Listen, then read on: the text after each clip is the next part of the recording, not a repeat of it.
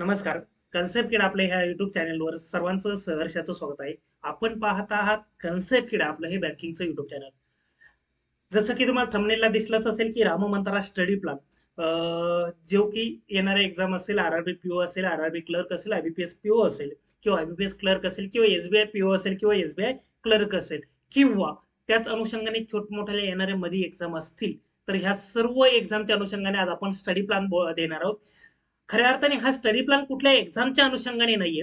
हा study plan जो आहे, तर तो मला वाटतं की फाउंडेशन कशा प्रकारे तुमचं ह्या येणाऱ्या 2-3 महिन्यामध्ये क्लिअर करता येईल, फाउंडेशनवर कसं काम करता येईल, जेणेकरून फाउंडेशनवरती एकदा प्रॉपर पद्धतीनं काम झालं, तर मला वाटतं की कुठल्याही ज्या एक्झाम येणार आहे, तर त्याला कसल्याही प्रकारचा तुम्हाला अडथळा येणार नाहीये.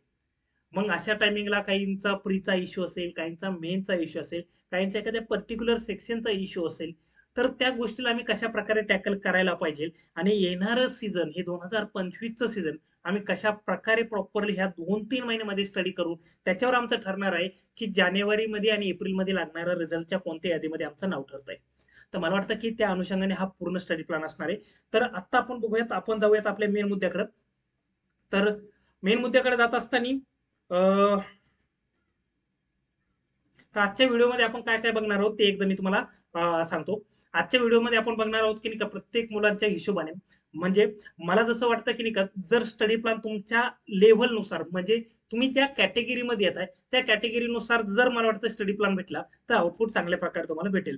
आणि त्याच अनुषंगाने मी काय केलेलं आहे की कॉन्टचं 50, 60, 70% पर्यंतच्या मुलांनी काय करायला पाहिजे, 70 ते 80 पर्यंत अशी कॅटेगरी वाईज केलेलं आहे. ह्या पर्टिक्युलर मुलांनी काय करायला पाहिजे आणि त्यांची सध्याची स्ट्रॅटेजी काय असायला पाहिजे.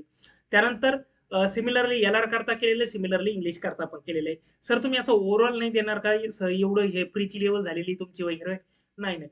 आता अनेकदा काय होतं माहिती का, एक गोष्ट सर्वात महत्वाची, की आपल्या प्रीला जे 3 सब्जेक्ट असतात त्याच्यापैकी काहींच्या सर्वच प्री निघतात, काहींच्या काही निघतात, काही निघत नाही, काहींच्या काहीच निघत नाही. याच्या मागे एक मेजर कारण हे असतं की ह्या 3 सेक्शन पैकी काहींचे 2 सेक्शन वीक असतात, काहींचा 1 सेक्शन वीक असतो. आणि हमेशा जर ह्या 2 सेक्शननी जर थोडीफार त्यांना साथ दिली, जो वीक आहे, तर तिथं कुठेतरी त्यांचे प्रीचे रिझल्ट दिसतात. त्यांनी दगा दिला तर निघत नाही. हे का होतंय? कारण त्यांचा त्या सेक्शनवरती तेवढी कमांड नाही. मग काहींचा 1 सेक्शन असेल, काहींचा 2 सेक्शन असेल, काहींचा एका सेक्शनमध्ये काही टॉपिक असतील जे की वीक आहे. तर मला वाटतं ह्या 2-3 महिन्यामध्ये चांगल्या प्रकारे आपल्याकडे टाइम आहे. तर त्याच्यावरती जर योग्य पद्धतीनं आणि लवकर चांगल्या सोर्सेसने आणि ज्या पद्धतीने आपण काम करायला पाहिजे त्या पद्धतीने काम केलं तर मला वाटतं आउटपुट भेटेल. मग सर ती चांगली पद्धत नेमकी कोणती आहे, तर ती आपण ह्या व्हिडिओच्या माध्यमातून आपण बोलणार आहोत. सर नेमकी आम्ही काय करायला पाहिजे ह्या व्हिडिओच्या माध्यमातून आपण बोलणार आहोत. सर नेमकी आम्ही सोर्सेस कोणते वापरावं ह्या व्हिडिओच्या माध्यमातून आम्ही करणार. सर हे करावं की ते करावं, कोणीतरी आम्हाला हे सांगतंय, कोणीतरी ते सांगतंय, सर आम्ही कन्फ्युजन आहे. ह्या व्हिडिओच्या माध्यमातून तुम्हाला त्याचं उत्तर भेटेल. ओके, चला. तर आता आपण कसल्याही प्रकारची दिरंगाई न करता आपण काय करूयात, पटकन दिशा आपल्या व्हिडिओकडे जाऊयात पुढे. आता बघा, येणाऱ्या पुढे एक्झाम कोणकोणते आहे की आरआरबी पीओ असेल, आरआरबी क्लर्क असेल, आयबीपीएस पीओ असेल, आयबीपीएस क्लर्क असेल, एसबीआय पीओ असेल, एसबीआय क्लर्क असेल. आता थोडं थोडं एक्झामचं बघितलं तर जवळजवळ आरआरबी पीओ जी एक्झाम आहे, तर मला वाटतं की ती 104-105 दिवस बाकी आहे मॅक्सिमम. तर त्याच्यानंतर तुमची आरआरबी पीओ आणि आरआरबी क्लर्कची एक्झाम असणार आहे. डे मध्ये थोडंफार मिसमॅच होऊ शकतंय, बट तेवढं ऍडजस्ट करा. ठीक आहे. तर पहिली तुमची जी एक्झाम आहे इथून पुढं, तर ती धरून चला की तुमची 3 महिन्यानंतर तुमची पहिली एक्झाम आहे. किती? 3 महिन्यानंतर तुमची एक्झाम आहे. तर अप्रॉक्सिमेटली 3 महिन्यानंतर तुमची पहिली प्रिलिमची एक्झाम आहे. आणि मेनची एक्झाम बोललं तर जवळजवळ 152 ते 153 दिवसानंतर तुमची मेनची एक्झाम असणार आहे. म्हणजे जवळजवळ तुमचे 4 ते 5 महिन्यानंतर तुमची एक्झाम आहे, 5 महिन्यानंतर. ओके.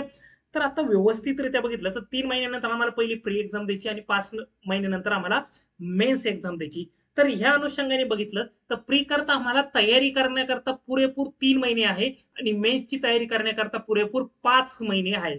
तर मग या अनुषंगाने आमचं प्री प्लस मेन्स या दोघांचं कॉम्बिनेशन कसं असायला पाहिजे, कोणी प्रीचं करायला पाहिजे आणि कोणी मेनचं करायला पाहिजे, ह्या अनुषंगाने आपण बोलणार आहोत. त्याचप्रमाणे आयबीपीएस पीओ आणि क्लर्क ह्या पण एक्झाम त्याच अनुषंगाने त्याच लाइनिंग मध्ये आहे. आणि एसबीआय पीओ आणि क्लर्क त्याची अजून काही अशी प्रॉपर माहिती नाही, बट एक्सपेक्टेड आहे की ती पण एक्झाम येऊ शकते एसबीआय पीओ आणि क्लर्क. ठीक आहे, चला. आपण येऊयात नेक्स्ट स्लाइडकडे. ही स्लाइडवर तुम्हाला सर्व काही दिसत असणार आहे. हे तर सर्व काही एक्झामच्या रिलेटेड आहे की कोणती एक्झाम कधी आहे. ओके, तर आपण व्यवस्थित बघूयात कोणती एक्झाम कधी आहे. इथे बघा, आरआरबी पीओ आहे तुमची 27 तारखेला 2-3, हे 7व्या महिन्यात 8व्या महिन्यात 8व्या महिन्यात, म्हणजे ही पहिली तुमची प्री एक्झाम आहे. सर्वात अगोदर आरआरबी पीओ आहे आणि त्याची मेन्स एक्झाम आहे 13/9ला. जसं की मी तुम्हाला सांगितलं 150 दिवसानंतर तुमची मेन्सची पहिली पेपर असणार आहे. आणि हे सांगितलं होतं मी, आय थिंक माझ्यामध्ये 100 काहीतरी डेज सांगितले ते. या 100 डेज नंतर तुमची पहिली प्रीची एक्झाम आहे. ओके, म्हणजे आम्हाला कळलं की प्रीला 100 दिवस करण्याकरता आहे आणि मेन्स करता आम्हाला 150 दिवस 150 दिवस आमच्या हातात आहे. त्याच्यानंतर त्याच लागोपाठ लगेच तुमचे आरआरबी क्लर्क येईल, आयबीपीएस पीओ येईल, आयबीपीएस क्लर्क येईल, एसबीआय पीओ आणि एसबीआय क्लर्क. ह्या एक्सपेक्टेड आहे, ह्या ऑफिशियली अनाऊन्स केलेल्या आहे. ह्या अजून अनाऊन्स केलेल्या नाही, पण ती एक्सपेक्टेड आहे. ओके, आता व्यवस्थित बघा, ही मेन्स एक्झाम आहे वगैरे वगैरे. यांची तारीख बघा, याची प्रीची एक्झाम ही झाल्यानंतर याच्यानंतर प्रीची एक्झाम पुढच्याच महिन्यामध्ये आरआरबी क्लर्कची आहे. बट आरआरबी क्लर्कच्याच टायमिंगला तुमची मेन्सची एक्झाम आहे आरआरबी पीओची. म्हणजे तुम्हाला इथपर्यंतच प्रीचं प्रिपरेशन एकदम टकाटक करून ठेवू नये. त्याच्यामध्ये पुढे तुम्हाला प्री करता वेगळं असं काही करायची, मॉकच्या व्यतिरिक्त वेगळं करायची गरज भासली नाही पाहिजे. ह्या पिरियडमध्ये कधीच्या ह्या 100 दिवसाच्या आतमध्ये तुमचा प्रीचा स्कोर एकदम फ्लेक्सिबल जरी झाला, कधी कमी झाला, कधी जादा झाला, तरी तुमचा तो 80% खाली येता कामा नये. अशी लेवल तुम्हाला ह्या कधीपर्यंत, ह्या 100 दिवसापर्यंत करायची आहे. त्याच्यानंतर आरआरबी क्लर्क झाल्यानंतर आयबीपीएस पीओ आहे. आयबीपीएस पीओ लगेच पुढच्याच महिन्यामध्ये 4, 5 आणि 11 या 3 तारखेला एक्सपेक्टेड आहे. तर ह्या 10व्या महिन्यात ही एक्झाम आहे. ही 10व्या महिन्यात एक्झाम असल्यानंतर त्याच्यानंतर 12व्या महिन्यात तुमची आयबीपीएस क्लर्क आहे. पण 12व्या महिन्याच्या अगोदर तुमची आरआरबी क्लर्कची 11व्या महिन्यात मेन्स होईल. त्याचप्रमाणे आयबीपीएस पीओची पण मेन्स होईल 29/11ला. त्याच्यानंतर 12व्या महिन्यामध्ये म्हणजे लास्टच्या महिन्यामध्ये तुमची आयबीपीएस क्लर्क आहे. त्याच्यानंतर मेन्स एक्झाम सर्वात ही लेट आहे. ही डायरेक्ट तुमची फेब्रुवारीमध्ये याची मेन्सची डेट आहे. ओके, त्याच्यानंतर एसबीआय पीओ एवढी एवढी एक्झाम आहे. त्याची ही तारीख आहे एक्सपेक्टेड. आणि मेन्स एक्झाम पण ही प्री एक्झाम मेन्स एक्झाम. म्हणजे व्यवस्थितरित्या एकदा कॉम्बिनेशन आम्ही बघितलं तर पहिली एक्झाम आम्हाला मेनची 150 दिवसानंतर आणि लास्टची एक्झाम जी आहे ती डायरेक्ट फेब्रुवारी महिन्यामध्ये आहे. फेब्रुवारीमध्ये म्हणलं तर भरपूर चांगले दिवस आपल्या हातात आहेत. ओके, तर बाकीचे ह्या ज्या एक्झाम आहे, हे बाकीच्या मेन्स एक्झाम ह्या प्री आणि मेन्स ह्या दोघींच्या मध्ये दोन्हीच्या मध्ये येणार आहे. ओके, एकदा फक्त मला बघू द्या रेकॉर्डिंग चालू आहे का, नाही तर माझा पोपट व्हायचा. ठीक आहे, एकच मिनिट. तर रेकॉर्डिंग चालू आहे. ओके, ठीक आहे. ओके, चला आता आपण इथपर्यंत आलो होतो. तर आता तुमची आयडिया काय की सर, तुमचं टार्गेट काय असायला पाहिजे की ह्या 100 दिवसामध्ये माझे पर्सेंटाईल मिनिमम 80% पर्यंत जायला पाहिजे. जर तुमच्या आत्ताच पर्सेंटाईल 70 येत असेल तर तुमचे पर्सेंटाईल 90+ पर्सेंटाईल कन्सिस्टंटली जायला पाहिजे. ओके, आता याच्यामध्ये जे तुमचे पर्सेंटाईल व्हॅरी होत आहे, एखाद्याचे 80 किंवा एखाद्याचे मी बोलतो की 60च पर्सेंटाईल येत आहे. तर आता हे जे 3 कॅटेगरीचे स्टुडंट आहे याच्यामध्ये यांचा तिन्हीपैकी एखादा सेक्शनवरती वीक असणार आहे. या तिन्हीपैकी एखादा सेक्शन वीक असेल किंवा 2 सेक्शन वीक असेल. तर माझं म्हणणं हेच आहे की येणाऱ्या ह्या 3 महिन्यामध्ये तुम्हाला त्या सेक्शनला मॅक्सिमम टाइम द्यायचा आहे. मॅक्सिमम त्याच्यावर काम करायचं आहे. कारण ह्या 2, 2.5, 3 महिन्यामध्ये तुम्हाला प्रॉपर पद्धतीने त्याला कव्हर करायचं आहे. आणि पुन्हाच एकदा सांगतोय, तुम्ही एखादा सेक्शनला पाठीमागे ठेवून फायनल सिलेक्शन घेणं खूप मोठं नशीब तुम्हाला लागणार आहे. खूप मोठी नशिबाची साथ तुम्हाला लागणार आहे.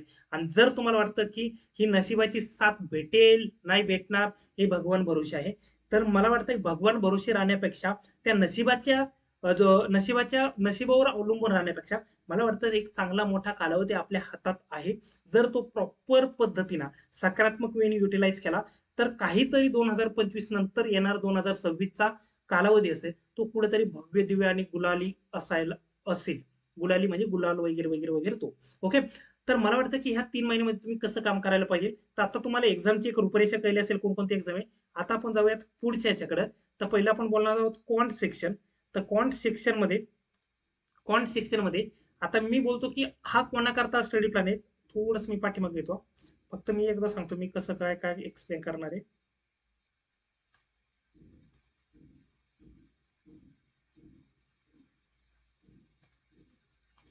आता मी काय एक्सप्लेन करणार आहे, काहींचा क्वांट सेक्शन वीक असेल, काहींचा एल आर असेल आणि काहींचा इंग्लिश असेल. ओके, तर क्वांट, एल आर आणि इंग्लिश या दरम्यान आता आपण क्वांटचा काहींचा पर्सेंटाईल वाईज जो काही कॅटेगरी आहे त्या कॅटेगरी वाईज तुम्हाला स्टडी करायचा आहे. कॅटेगरी 1, कॅटेगरी 2 आणि कॅटेगरी 3. ओके, हा तुमचा स्टडी. जर तुम्ही आज कॅटेगरी 1 मध्ये येत असाल तर तुम्हाला याचा स्कोर इम्प्रूव्ह करून फास्ट फास्ट स्कोर इम्प्रूव्ह करून काय करायचं, कॅटेगरी 2 मध्ये जसं तुमचे पर्सेंटाईल कॅटेगरी 2 मधल्या कॅटेगरीमध्ये येतील तर कॅटेगरी 2 चा स्टडी प्लॅन फॉलो करायचा. कॅटेगरी 2 क्रॉस झाली की लगेच कॅटेगरी 3 वाला स्टडी प्लॅन तुम्हाला त्या सेक्शनचा फॉलो करायचा. सिमिलरली एलआरचं पण कॅटेगरी 1, 2, 3. कॅटेगरी 1 चा तुम्ही क्रायटेरिया जसा फुलफिल करताय तसं कॅटेगरी 2 मध्ये उडी घ्यायची आणि कॅटेगरी 2 चा जसा फुलफिल करताय तसं कॅटेगरी 3 मध्ये घ्यायची. सिमिलरली तुमचं ह्या इंग्लिशचं, बट इंग्लिशचा मी स्टडी प्लॅन घेतलेला नाही, क्वांट आणि एलआर बाबत मी भाष्य करणार आहे. ठीक आहे, चला.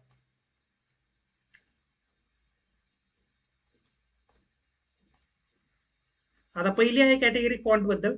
तर क्वांट बद्दल असे मुलं की ज्यांचा ज्यांचा प्रीला स्कोर हे प्रीवाला या ज्यांना प्रीला स्कोर 60% बिलो 60% येत आहे, 60% पेक्षा कमी. अटेम्प्ट वरती मी जात नाहीये.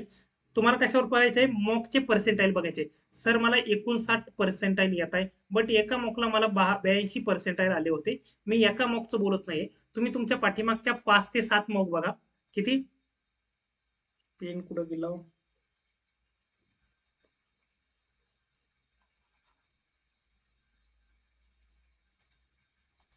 तुम्ही पाठीमागच्या 5 ते 7 मॉक बघायच्या.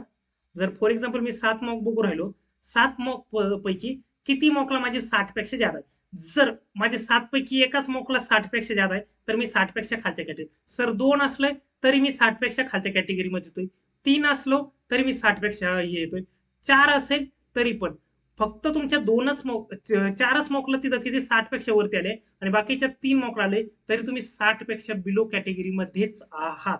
पुढच्या वेळेस जसे तुमचे ह्या 10 किंवा 7 पैकी ह्याच्या 3 मॉक आहे, या 4 मॉक आहे, 4चा तुमचा 5 मॉक यायला लागले 60च्या वरती, तर तुम्ही समजायचं की मी 60च्या अबोव्ह पर्सेंटाईलच्या वरच्या दुसऱ्या कॅटेगरीमध्ये गेलोय.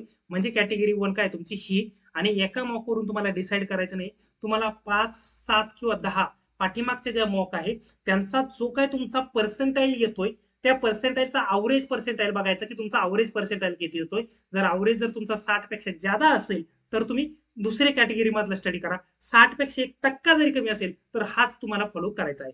आणि जसं तुम्ही परत 5-6 मॉक दिल्यानंतर तुम्हाला कळतं मी 60चा क्रायटेरिया क्रॉस करतोय, मग तुम्ही कॅटेगरी 2 मधला स्टडी फॉलो करायचा. ठीक आहे, चला. आता काय करायला पाहिजे अशा मुलांनी. आता असे मुलं आहे की ज्यांचा 60 पेक्षा कमी येतोय तर त्यांचा पहिला इश्यू असतो, जेवढ्या लोकांचं मी अनालिसिस घेतलं तर त्याच्यापैकी मॅक्झिमम जणांचा इश्यू असतो की स्पीडवरती. कशाचा इश्यू असतो त्यांचा, स्पीडचा इश्यू असतो. आणि दुसरा असतो की टॉपिक कव्हर नसतात मॅक्झिमम. ओके, आता व्यवस्थित बघा बरं का.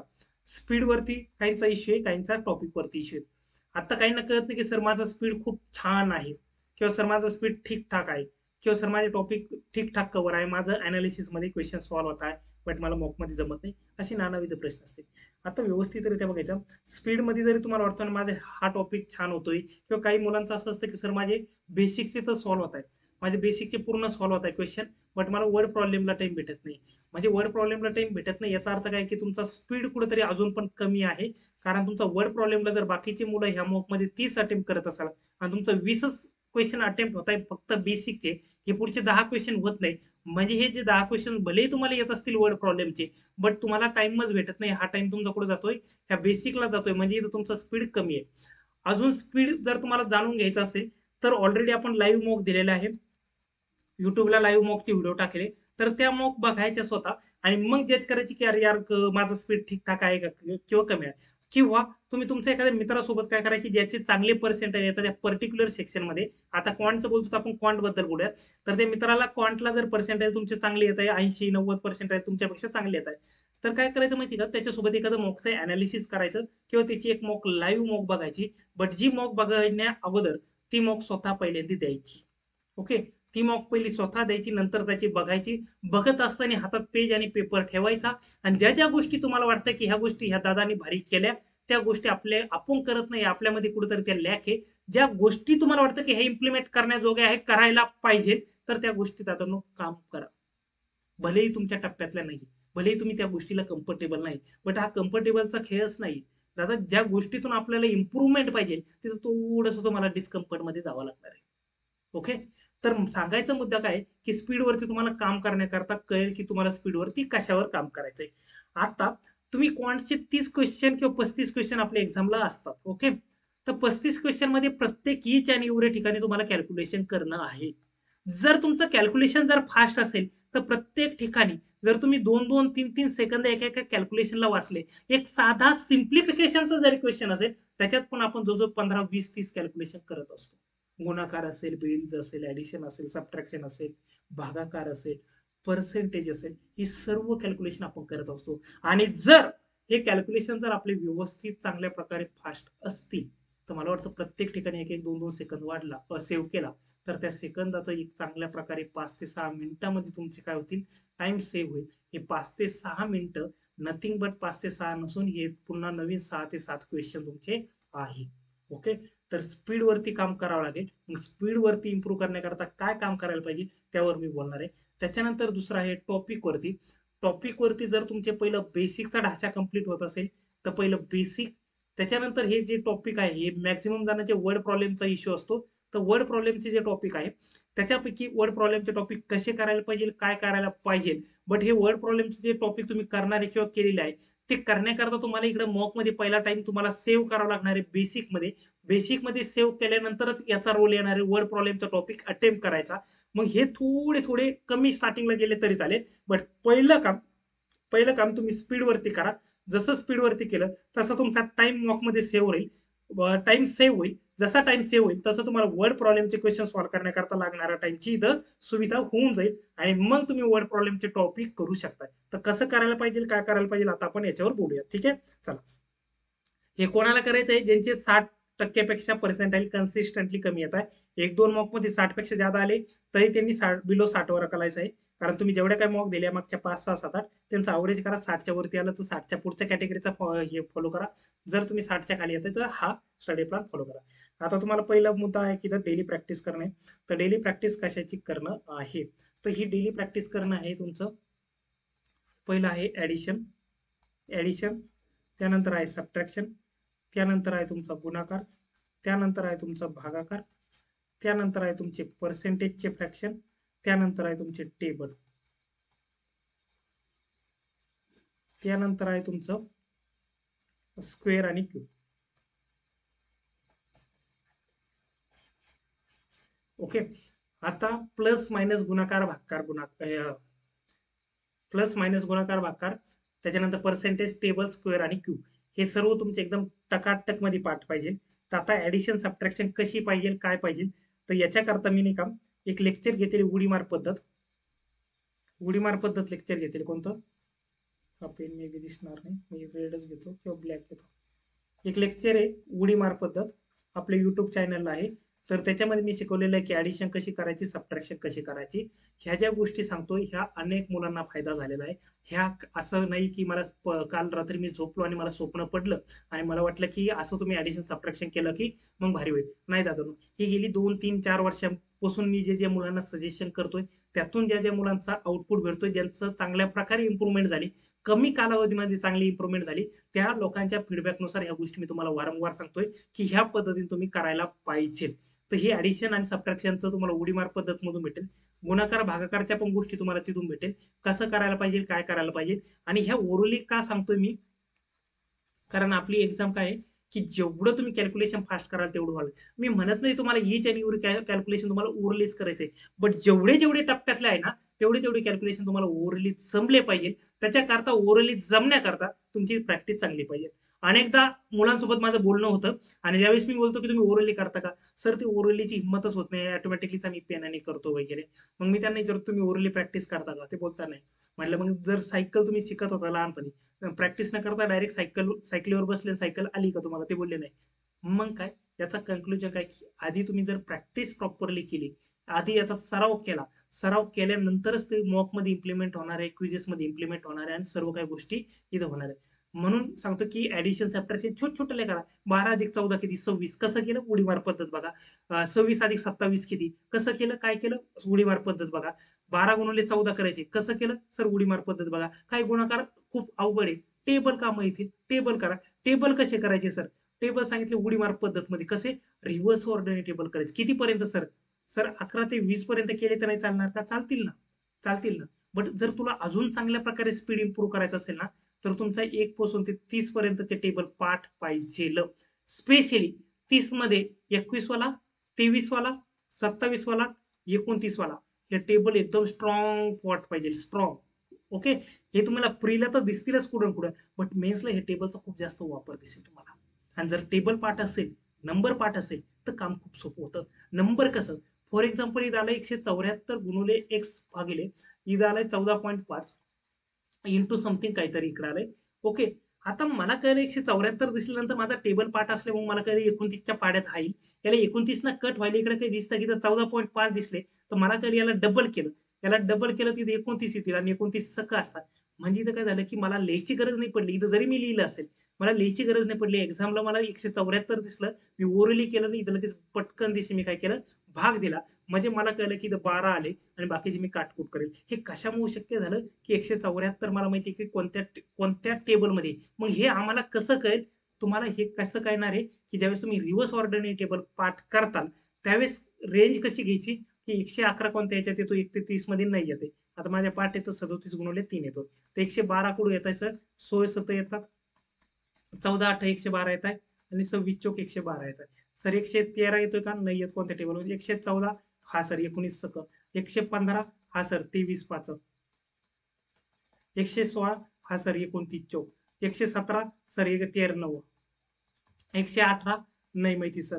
नाही माहिती नाही. कोणत्या टेबल मध्ये येत नाही 130 मध्ये? 1 ते 30 मध्ये. 119 17 7. 120 सर 15 8 24 पंचे 20 सका आणि 12 10. 121 11 गुणिले 11. ह्या पद्धतीने ज्यावेळेस तुमची नंबरवर कमांड येईल ना, त्यावेळेस तुम्हाला सिम्प्लिफिकेशन, कंपॅरिझन ऑफ व्हेरिएबल आणि वर्ड प्रॉब्लेम मध्ये पण अनेकदा असं असतं 111 म्हणजे 3 तुकडे.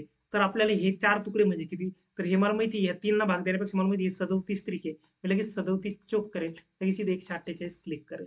हे का? हे का फास्ट झालं? कारण माझे ह्या नंबरवरती कमांड आहे. जर तुम्हाला पण आता वेळ आहे, आता काय आहे, तर तुम्ही पण ह्या नंबरवरती चांगल्या प्रकारे काम केलं, तर तुम्हाला पण ह्या गोष्टीचा चांगल्या प्रकारे फायदा होईल. ओके. येस. फक्त मला थोडीशी जाग करू द्या. तर मला वाटतं की पहिल्या याच्यामध्ये तुम्ही क्लिअर असणार आहे. तर हे सर्व गोष्टी तुम्ही ओरली करा. आणि कोणी पहिली स्टेज आहे की तुम्ही पहिले स्वतः ओरली करा. त्याच्यानंतर जेवढं ओरली होईल तेवढं कधी मित्रासोबत चहा प्यायला जात असाल वगैरे तर तिथे विचारा 17+14 किती? 19 अधिक हे किती? 12 अधिक हे किती? 115 अधिक 270 किती? 490 वजा 229 किती? 174 कोणत्या टेबलमध्ये येतात? 136 कोणत्या टेबलमध्ये येतात? किती गुणवलं किती? 128. तर ह्या गोष्टी विचारा. किती गुणवलं किती? 216. किती गुणवलं किती? 252. किती गुणवलं किती? 152. ह्या गोष्टी ज्यावेळेस तुम्ही स्वतःला विचारता त्यावेळेस डोकं चालेल, त्यावेळेस तुम्ही व्यवस्थितरित्या होईल. ही झाली पहिली स्टेज. याला कसं करू शकता तुम्ही? पहिलं लिहून करू शकताय. राईट करा. स्वतः विचारा, लिहा. त्याच्यानंतर मित्रांसोबत करू शकताय, फ्रेंड सोबत करू शकताय. त्याच्यानंतर तुम्ही ऍप असते एक स्पीड मॅप म्हणून आहे. ऍप सापडा. त्याच्यात प्लस मायनस गुणाकार भागाकार असतो रॅन्डमली आणि टेबल पण असतात. तशी हे करा. तिथून तुमचं काम होईल. त्याच्यानंतर राहिले हे पर्सेंटेज. तर पर्सेंटेजची नॉट ओन्ली 25% म्हणजे 1/4 आहे. हे लक्षात ठेवाच. बट नाही का फॉर एक्झाम्पल 3/4 येतो. 3/4 म्हणजे 75%. हे पण लक्षात ठेवा. ओके. आणि जे फेमस फ्रॅक्शन आहे 37.5 65.5 42.84% असेल किंवा 83.33 असतील, तर हे पर्सेंटेज फ्रॅक्शन आहे 87.5 असतील. तर असे प्रॉपरली दोन्ही साईड यांच्या प्रॉपरली लक्षात ठेवा. तर 8.33 त्याच्यानंतर आपलं 6.66 6.25 हे माझ्या मागे गेलं असेल. ठीक आहे. तर ह्या पण लक्षात ठेवा प्रॉपर. तर मला वाटतं इथपर्यंत झालं असेल. स्क्वेअर क्यूब दोन्ही साईड राईट आणि लेफ्ट साईड दोन्ही पण पाठ पाहिजे जसं की तुमच्या टेबलच्या आहे. ठीक आहे. चला. आय होप मला वाटतं की हे तुम्हाला कळलं असेल. याचे ह्या 3 स्टेज तुम्ही लक्षात ठेवा. पहिलं लिहून करायचं. लिहून म्हणजे किती? 29 अधिक 12 किती? लिहून करा. लिहून म्हणजे कसं? स्वतः विचारा 29 अधिक 12 किती? तर 41. मी लिहिलेले 29 अधिक 12 ओरलीच केलं बट लिहून केलं. ओके. 41 प्लस 37 किती? तर 40 आणि 30 70 आणि 78. ओके, तर ह्या पद्धतीने तुम्हाला करायचं आहे. पहिल्यांदा लिहून करा, मग नंतर उरली करा. 45 अधिक 46 किती 91. आता हे सोपे सोपे नंबर घेतो मी, बट याचं लॉजिक तुम्हाला माहिती पाहिजे. हे पुढे शिकवलेलं आहे, उडी मार पद्धतमध्ये शिकवलेलं आहे. ठीक आहे, चला. आता हे झालं पहिलं. त्याच्यानंतर आहे बेसिक क्विजेस. तर बेसिक क्विजेसमध्ये आता भरपूर जणांचं असतं की सर आम्ही पीडीएफ सॉल्व्ह करतोय, आणि काही जण बोलतात की क्विजेस. ओके, आता व्यवस्थितरित्या बघा, पीडीएफ कोणी सॉल्व्ह करायला पाहिजे आणि क्विजेस कोणी सॉल्व्ह करायला पाहिजे. जर तुमची बॅच कंप्लीट आहे आणि तुमचा कन्सेप्च्युअली काही इश्यू नाही, म्हणजे कन्सेप्च्युअली तुमचा काही इश्यू नाही, प्रत्येक गणित तुम्हाला समजतंय, कन्सेप्च्युअली हे माहित नाही. फॉर एक्झाम्पल 3+5 आहे ना, इथं 5+3 8 करायचे, म्हणजे इथं प्लस करायचे असते, की इथं -3 + 5 आहे, तर इथं किती +2. आता हे कन्सेप्च्युअली तुम्हाला माहिती आहे, तर अशा टायमिंगला तुम्ही पीडीएफ फॉलो नका करू. कारण पीडीएफ का सांगतोय, कारण पीडीएफ मध्ये टाइमचं लिमिट नाही राहत.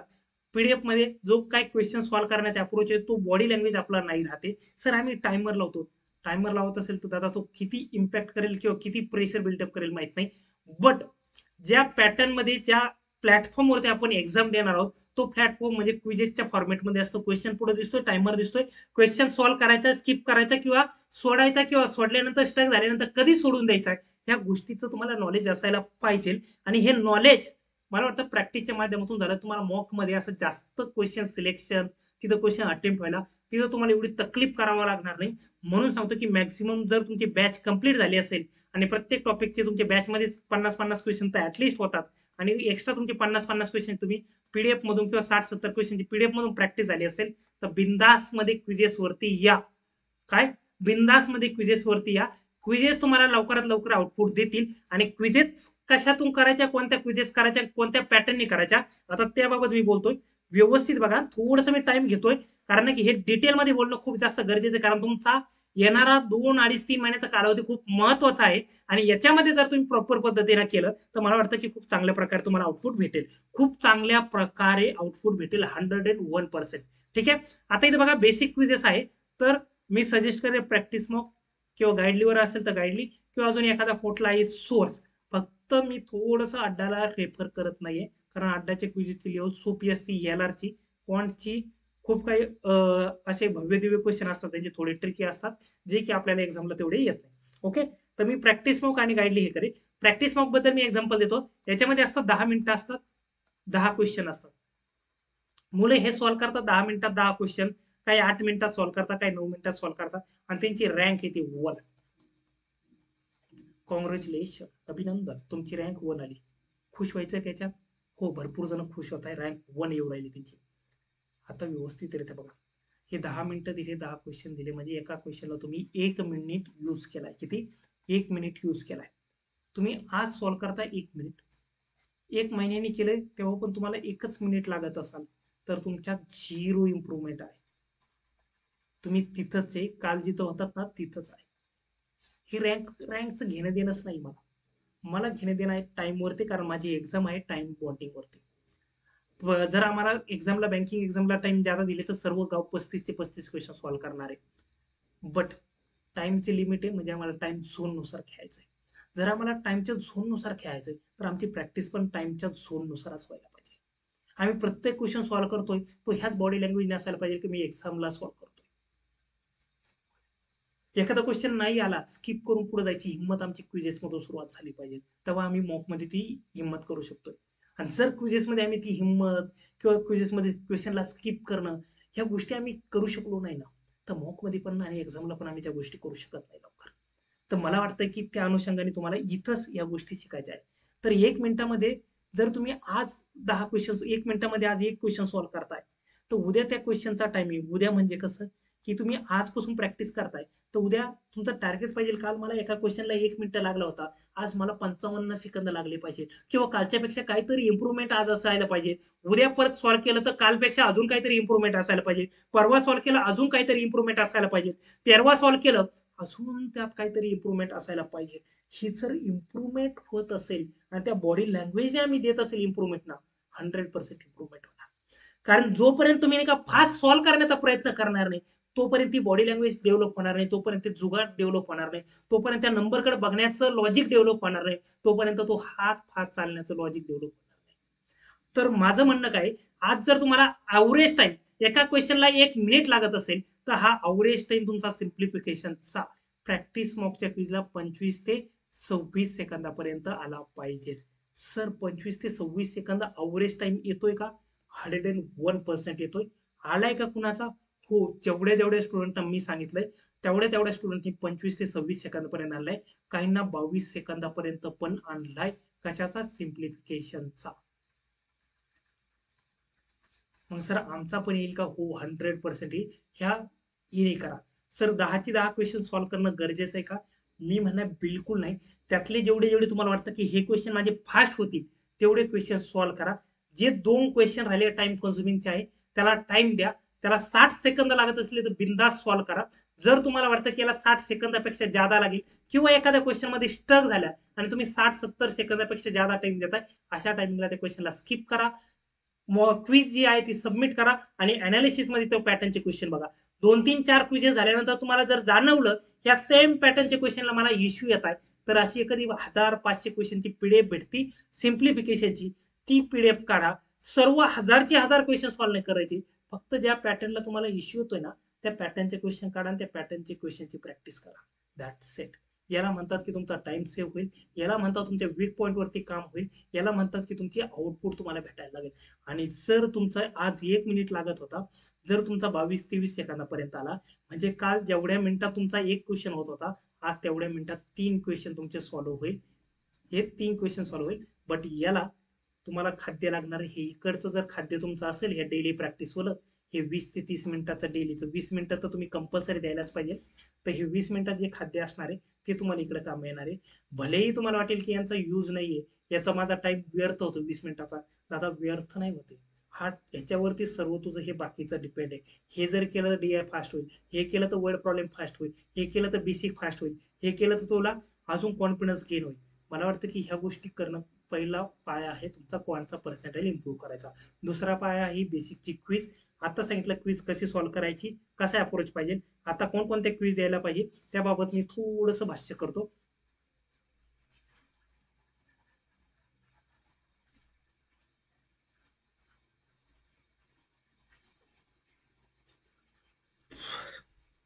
थोडासा व्हिडिओ मोठा होणार आहे, पण नाही का त्याच्यात भरपूर काही डिटेल असणार आहे. ठीक आहे.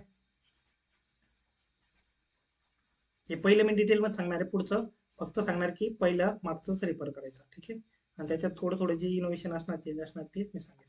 ठीक आहे. तर बेसिक क्विजेस डेली तुम्हाला सिम्प्लिफिकेशनची करायची, प्रॅक्टिस मॉकची, त्याच्यानंतर कम्पॅरिझन ऑफ व्हेरिएबलची एक क्विज, आणि त्याच्यानंतर रॉंग नंबर सिरीजची एक क्विज. जर तुमचे पर्सेंटाईल 50च्या खाली असतील तर ह्या 2-2 क्विज डेली द्या. याच्या 2, याच्या 2, याच्या 2. ओके. आणि 2 देत असताना एक नोटबुक करा. त्याच्यामध्ये रोजचा डेली ॲव्हरेज टाइम काढा सिम्प्लिफिकेशनचा. 10 क्वेश्चन सॉल्व्ह केले आणि 8 मिनिटात झाले, तर याचे झाले 600 भागिले 8, 8 7 56. सॉरी, कुछ गडबड किया मैंने. फॉर एक्झाम्पल तुम्ही का सोपं घेऊया, 10 क्वेश्चन सॉल्व्ह केले आणि याला टाइम लागला 5 मिनिटं, म्हणजे याचा अवरेज टाइम किती आला? 30 सेकंद. तर इथं या सिम्प्लिफिकेशनला आज 30 सेकंद लागले अवरेज टाइम. इथं कंपॅरिझन ऑफ व्हेरिएबल याला लागले तुमचे 35 सेकंद अवरेज टाइम. आणि इथं आहे नंबर सिरीज तुमची रॉंग नंबर किंवा मिसिंग दोन्ही मिक्स असतात प्रॅक्टिस मॉक मध्ये, तर याला लिहा तुमचा किती? For example 36 second average time. हा डेलीचा झाला. हा झाला फॉर एक्झाम्पल आज तारीख आहे फॉर एक्झाम्पल 14/4. 15/5 मी परत लिहिल. इथं काय एखाद्या दिवशी याचे काल कमी लागलं तर आज थोडासा जादा लागेल. बट ऍट द एंड काय पाहिजे की तुमचं अवरेज टाइम कमी कमी कमी कमी होत गेला पाहिजे. ठीक आहे. एका दिवशी ठीक आहे, इट्स ओके, काही नाही. कधी कधी मॉकवर क्वेश्चन वरती पण डिपेंड राहतं. ठीक आहे. तर ह्या पद्धतीने मला वाटतं की तुमचा एक नोटबुक मेंटेन पाहिजे आणि 15-20 दिवसात तुमची इम्प्रुव्हमेंट झाली पाहिजे. आणि टार्गेट नका ठेवू की 1 महिन्यात, टार्गेट ठेवा की मला 15 दिवसात एवढापर्यंत पर्सेंटाईल आणायचा, तर 15 दिवसात मला एवढेपर्यंत ह्या अवरेज टाइम न्यायचा. ठीक आहे. चला, तर हे झालं तुमच्या क्विजेस. त्याच्यानंतर एक सिम्प्लिफिकेशनची क्विज आहे ना, पूर्ण ओरली सॉल्व्ह करा प्रॅक्टिस मॉकची, पूर्ण orally, without pen without paper. याला मार्क 0 येतील, याला पर्सेंटाईल 0 येतील, मार्क काही ना निगेटिव्ह मध्ये पण जातील. जाऊ दे, काही अडचण नाही. ही सिम्प्लिफिकेशनची पूर्ण ओरली सॉल्व्ह करायला का लावतोय? कारण तुमच्याकडे लॉजिक डेव्हलप होतील. जोपर्यंत पेन आणि पेपर आपल्या हातात आहे ना, तोपर्यंत आपण वेगळं डोकं काही चालवणार नाही. आणि ज्यावेळेस तुम्ही हे डोकं चालायला लागतात, त्यावेळेस तुम्हाला ऑटोमॅटिकली कॉन्फिडन्स निर्माण होईल की मला पण आता ओरली जमतं. आणि हे जे तुम्ही इकडचं ह्या गोष्टी करताय, याच्यामध्ये थोड्या थोड्या गोष्टी तुम्ही ओरली इम्प्लिमेंट करायला लागतात. इथं भलेही तुम्ही पूर्ण एक क्विज ओरली पूर्ण सॉल्व्ह केली, यातले पहिल्यांदा 1 मार्क येईल, काहींना 0 येईल, काहींना 2 येईल, मग 3 येईल, मग 4 येईल.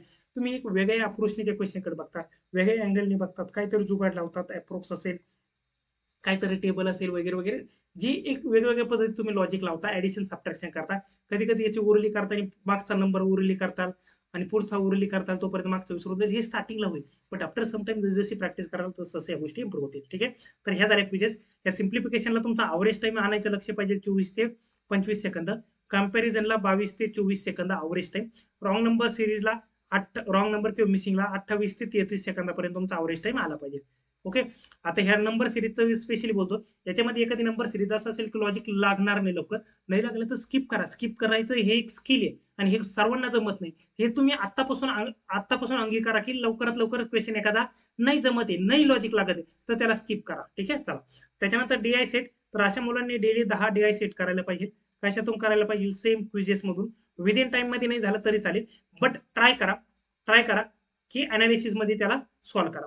आणि कधी कधी पहिल्यांदा 5च क्वेश्चन सॉल्व्ह होतील, नंतर मग यातले 5 आणि यातले इकडचे 2 असे सॉल्व्ह होतील. किंवा पहिल्या डीआय मधले ह्या 2 डीआय पैकी सोपा डीआय पिक करा. याने तुम्हाला डीआय सिलेक्शन करण्याची सवय लागेल, याने डीआय तुम्हाला फास्ट करायची सवय लागेल. मग कधी कधी काय करायचे की यातले पहिल्या डीआय मधले 4 क्वेश्चन, दुसऱ्या डीआय मधले सोपे सोपे 3 क्वेश्चन, असं पण तुम्ही करू शकता. तर असं करत करत तुमचा एक दिवस येईल का दोन्ही डीआय विदिन 10 मिनिटांमध्ये तुमचे बसतील. थोडेसे प्रॅक्टिस मागते, डीआयची लेवल थोडीशी अप असते, तर बट त्याचा एवढा लोड घेऊ नका, कारण पेपरला पण थोडीशी लेवल आता अप झालेली आहे. ठीक आहे, तर ह्या पद्धतीने प्रॅक्टिस करा. लेवल अप आहे, अमुक आहे, तमुक आहे, फक्त तुमचं काम आहे की 10 डीआय सेट मला डेली सॉल्व्ह करायचे. 10 डीआय सेट हा, नॉट क्विजेस. तर याच्या क्विजेस येतील 5 क्विजेस येतील आणि हे 10 डीआय सेट. आणि याच्यामध्ये तुम्ही असं क्वांटला जर इफिशियन्सी तुम्हाला वाढवायची असेल, तर इकडे तुम्ही ही डेली प्रॅक्टिस केली, बेसिक क्विज केल्या, मध्ये थोडं एरआर टाका आणि नंतर मग हे डीआय सेट करा, जेणेकरून तुमच्या दोन्ही टॉपिकची, दोन्ही सब्जेक्टची इफिशियन्सी चांगली राहील. त्याच्यानंतर आहे वर्ड प्रॉब्लेमचं.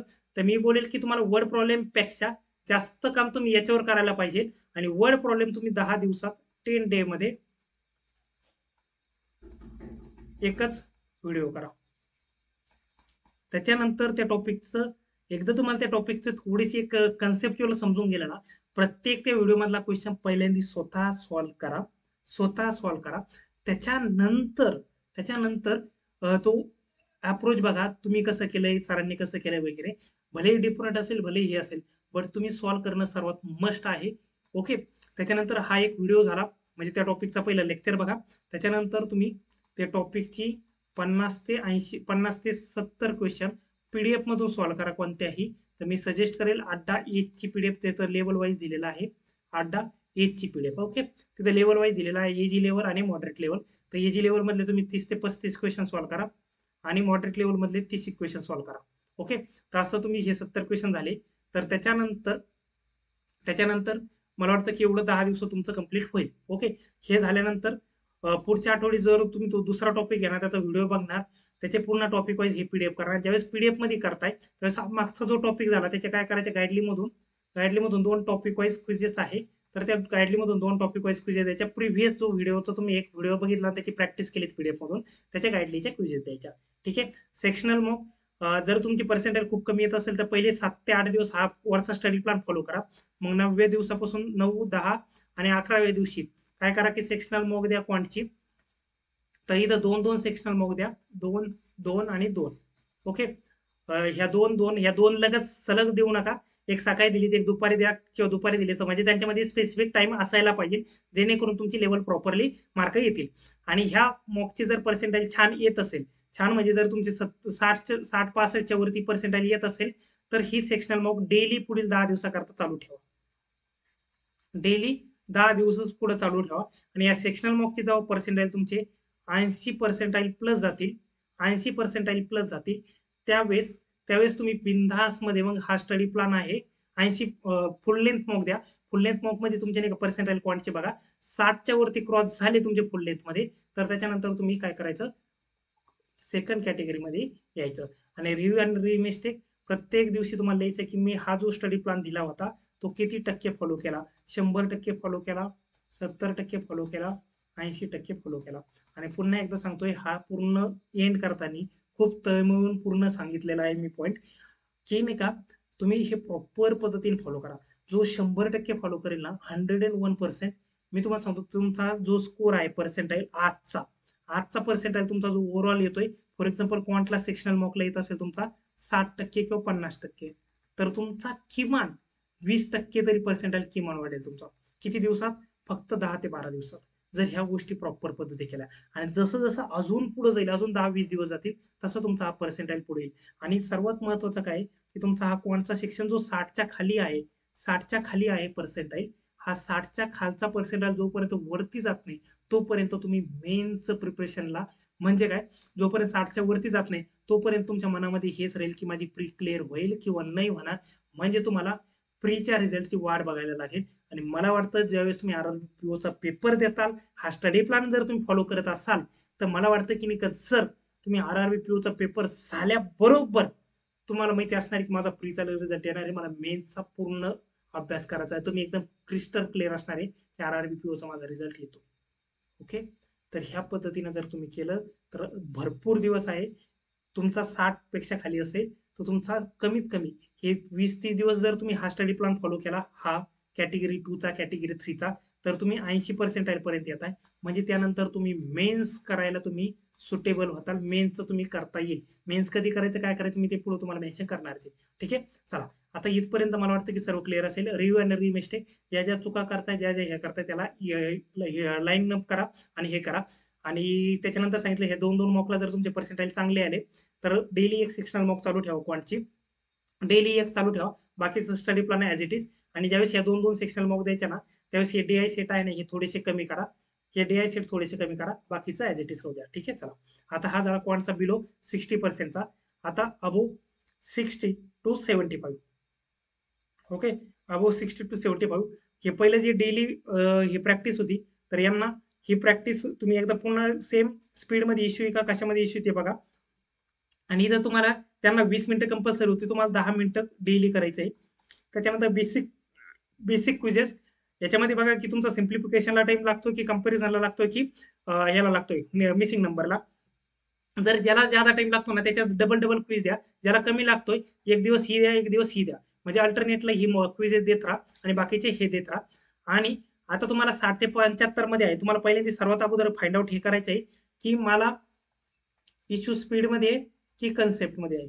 आता यांचा कन्सेप्टचा रोल येईल. पहिल्या कॅटेगरीमध्ये कन्सेप्टचा रोल एवढा नव्हता. इथं जर तुमचा स्पीड ठीक असेल, तुमचा टाइम उरत असेल, बट वर्ड प्रॉब्लेम अटेम्प्ट होत नसेल, तर तुम्हाला मॅक्झिमम फोकस वर्ड प्रॉब्लेम कडे करायचा आहे आणि थोडं थोडं स्पीडचं करायचं. बट जर तुम्हाला वाटतं की नाही सर माझा स्पीड आणि कन्सेप्टचा इश्यू आहे, तर ह्या दोन्हीवरती पण तुम्हाला फोकस करावा लागेल. तर याच्याकरता आता जर तुमचा स्पीड आणि कन्सेप्टचा इश्यू आहे, तर स्पीड करता तुम्हाला ह्या क्विजेस डेली एक एक एक एक द्यावा लागेल, स्पीडचा इश्यू असेल तर. आणि जर तुम्हाला वाटतं की माझा फक्त नंबर सिरीजलाच इश्यू आहे ज्यादा, इकडचं सिम्प्लिफिकेशन वगैरे तुम्ही जर सांगितलं सर अवरेज टाइम 24 ते 25 सेकंद येतोय माझा, तर एकदम अप्रतिम आहे, एकदम अद्भुत आहे, एकदम अविश्वसनीय आहे. हा अवरेज टाइम या 24 ते 25 सेकंद. तर हा अवरेज टाइम एखाद्या क्वेश्चनला तुम्हाला 60-70 सेकंद लागतील, बट एखादा क्वेश्चन 9-10 सेकंदात होईल. असा अवरेज पूर्ण टाइमचा जर काढला तर 24 ते 25 सेकंद तुमचा आला पाहिजे. तर असं असेल तर याच्यामध्ये ह्या क्विजेस नॉमिनल दिल्या तरी चालेल, किंवा तुमचा हा बेसिकचा ढाचा कंप्लीट असेल तर तुम्ही डायरेक्ट सेक्शनल मॉक दिली तरी चालेल ह्या बेसिकच्या क्विजेसच्या जागेवर. ठीक आहे, त्याच्यानंतर डीआयच्या क्विजेस, तर डीआयच्या क्विजेस मी बोलेल की तुम्हाला 3 डीआयचे सेट सॉल्व्ह करायचे सध्या तरी. 3 डीआयचे सेट डेली, प्लस हे मेनचे 1 किंवा 2 डीआय डेली करायचे. 1 किंवा 2 डीआय डेली करायचे तुम्हाला, 1 किंवा 2. याला सोर्स काय, याला व्हिडिओ सोर्स हे करा. आपली व्हिडिओ प्लेलिस्ट बघितली असेल तर एकदम जबरदस्त आपली प्लेलिस्ट आहे, तर ती बघा, जेणेकरून तुम्हाला त्याचा फायदा होईल. कोणती, आपली प्लेलिस्ट. ओके, व्हिडिओची मेनची प्लेलिस्ट आहे.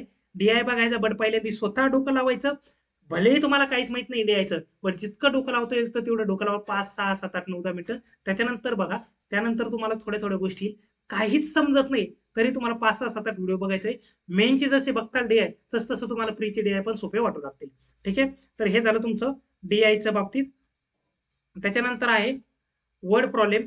तर वर्ड प्रॉब्लेमचा टॉपिक तुम्ही 60 ते 75 मध्ये आहात, तर याचा अर्थ तुम्हाला 30 ते 50% वर्ड प्रॉब्लेम येत आहे, म्हणजे 30 ते 50% टॉपिक तुम्हाला येत आहे. आता राहिलेले जे टॉपिक आहे त्याला तुम्हाला कव्हर करायचं आहे.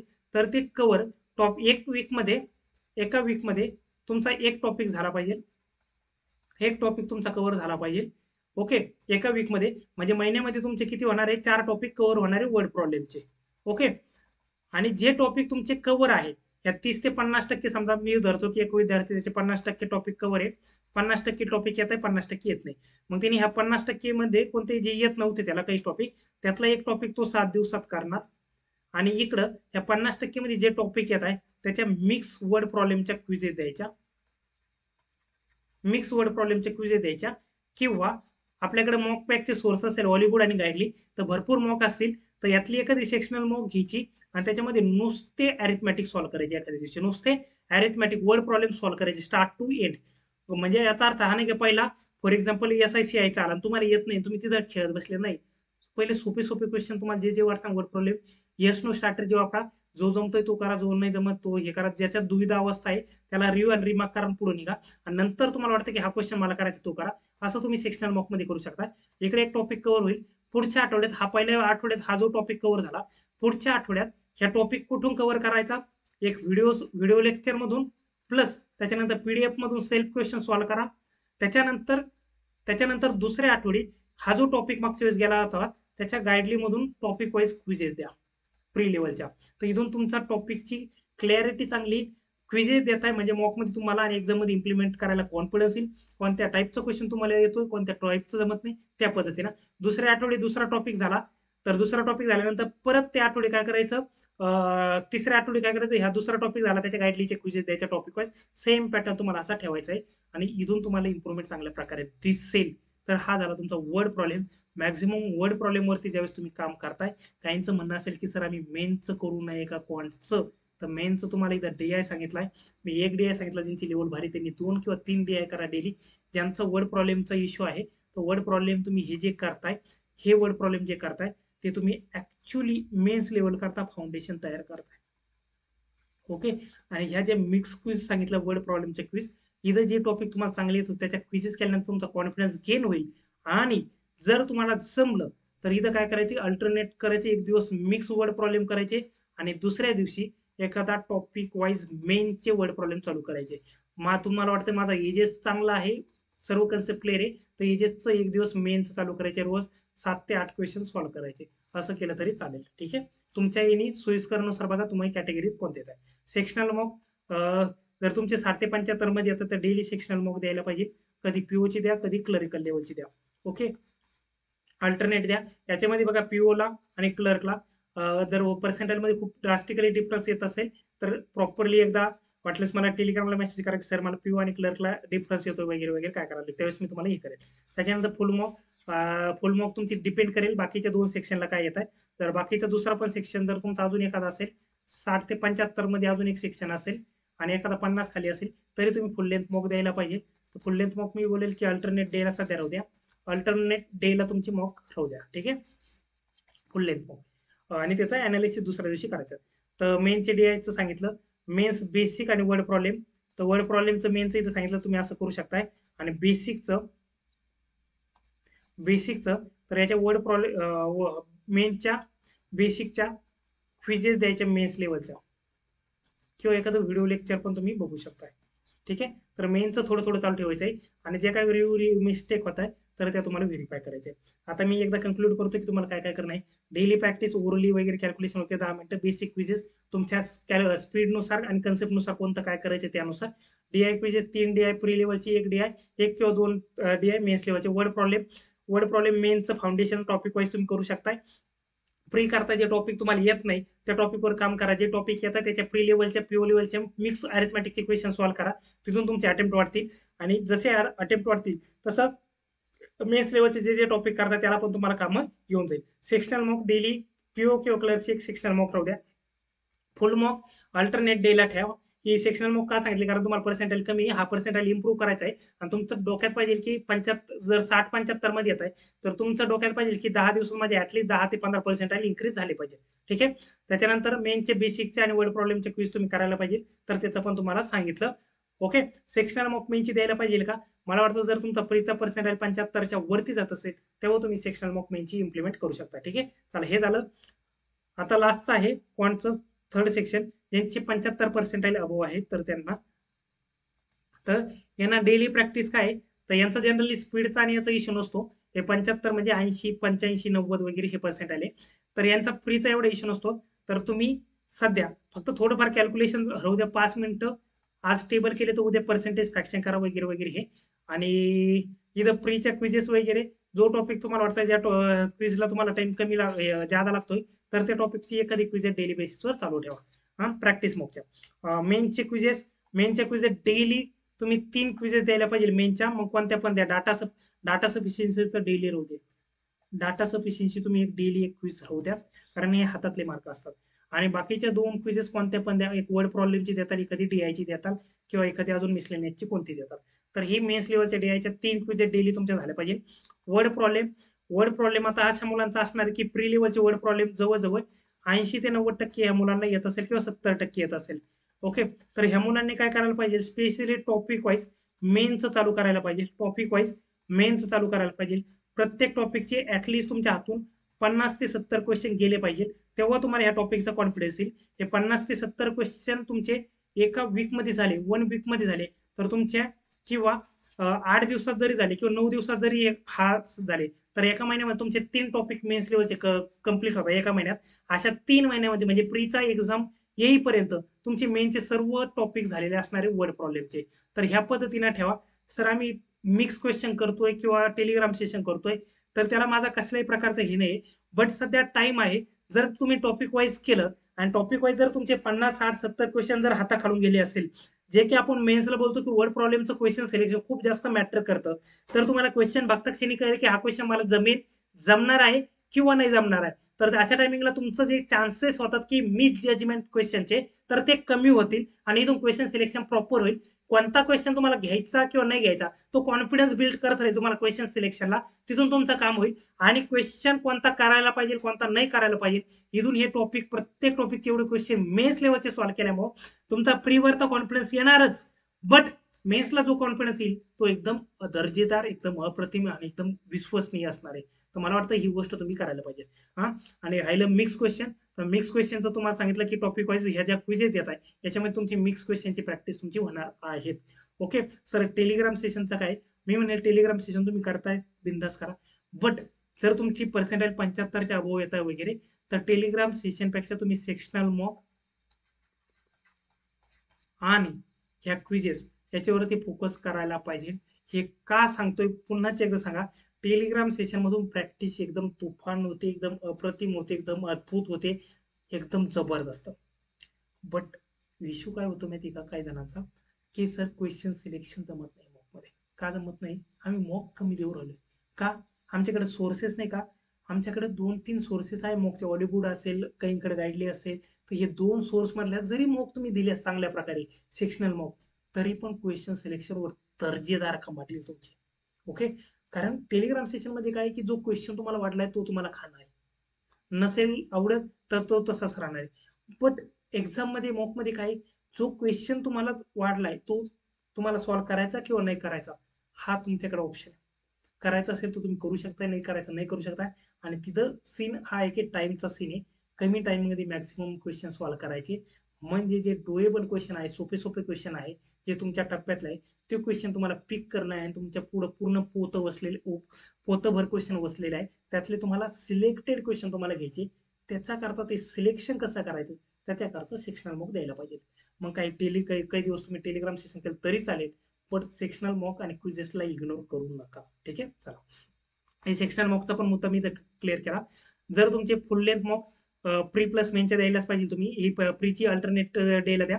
आणि मेनची मॉक आहे, मेनची मॉक तुमची डिपेंड करेल फुल लेंथ मॉक. तुमचे बाकीचे सेक्शन जरी तुमचा अजून एखादं सेक्शन 75 प्लस पर्सेंटाईल असेल तर मेनची पण मॉक द्या. ओव्हरऑल जरी तुमचा पर्सेंटाईल, हे प्रीचं बोलतोय मी, प्रीचे 75%, प्रीला 75% प्लस असेल तर मेनची बिंदा द्या. मेन्सला भलेही तुम्हाला 40% येऊ, भलेही तुम्हाला 50% येऊ, बट प्रॉपरली मॉक द्या आणि त्यांचा अनालिसिस करा. बेनिफिट होईल तुम्हाला, पुढे बेनिफिट दिसेल, आता दिसणार नाही. ह्या ज्या गोष्टी तुम्ही आता शिकणार आहे, ज्या गोष्टी तुम्ही चुका करताय त्या रिमूव्ह करायला जवळजवळ तुम्हाला 1, 2, 3, 4 महिने लागतात. आणि 1, 2, 3 महिन्यात तुम्ही त्या रिमूव्ह करून नवीन ज्या गोष्टी अडॉप्ट करायला पाहिजे त्या पण करतात. आणि तुमची मेन जवळजवळ 5 महिन्याने आहे, म्हणजे इथपर्यंत तुम्ही युज टू होत आहे. तर ह्या पद्धतीने तुम्ही करायला पाहिजे. ठीक आहे. कॉम्प्युटर, तर कॉम्प्युटर तुमचं हे करायला पाहिजे नाही करायला याच्या बाबत मी पुढे बोलतो. करंट अफेअर करायला पाहिजे नाही करायला हे पुढे बोलतो. रिव्ह्यू, मिस्टेक ज्या मिस्टेक्स होत आहेत त्या प्रॉपर पद्धतीने करायला पाहिजे. ठीक आहे. हे होतं कोणाचं, ज्यांचं क्वांटला 75च्या पुढे पर्सेंटाईल येतोय, तर त्यांनी क्वांट करता काय करायला पाहिजे त्या अनुषंगाने ही पूर्ण स्टडी प्लॅन होता. तर आय होप मला वाटतं की क्वांटचं इथपर्यंत क्लिअर असेल.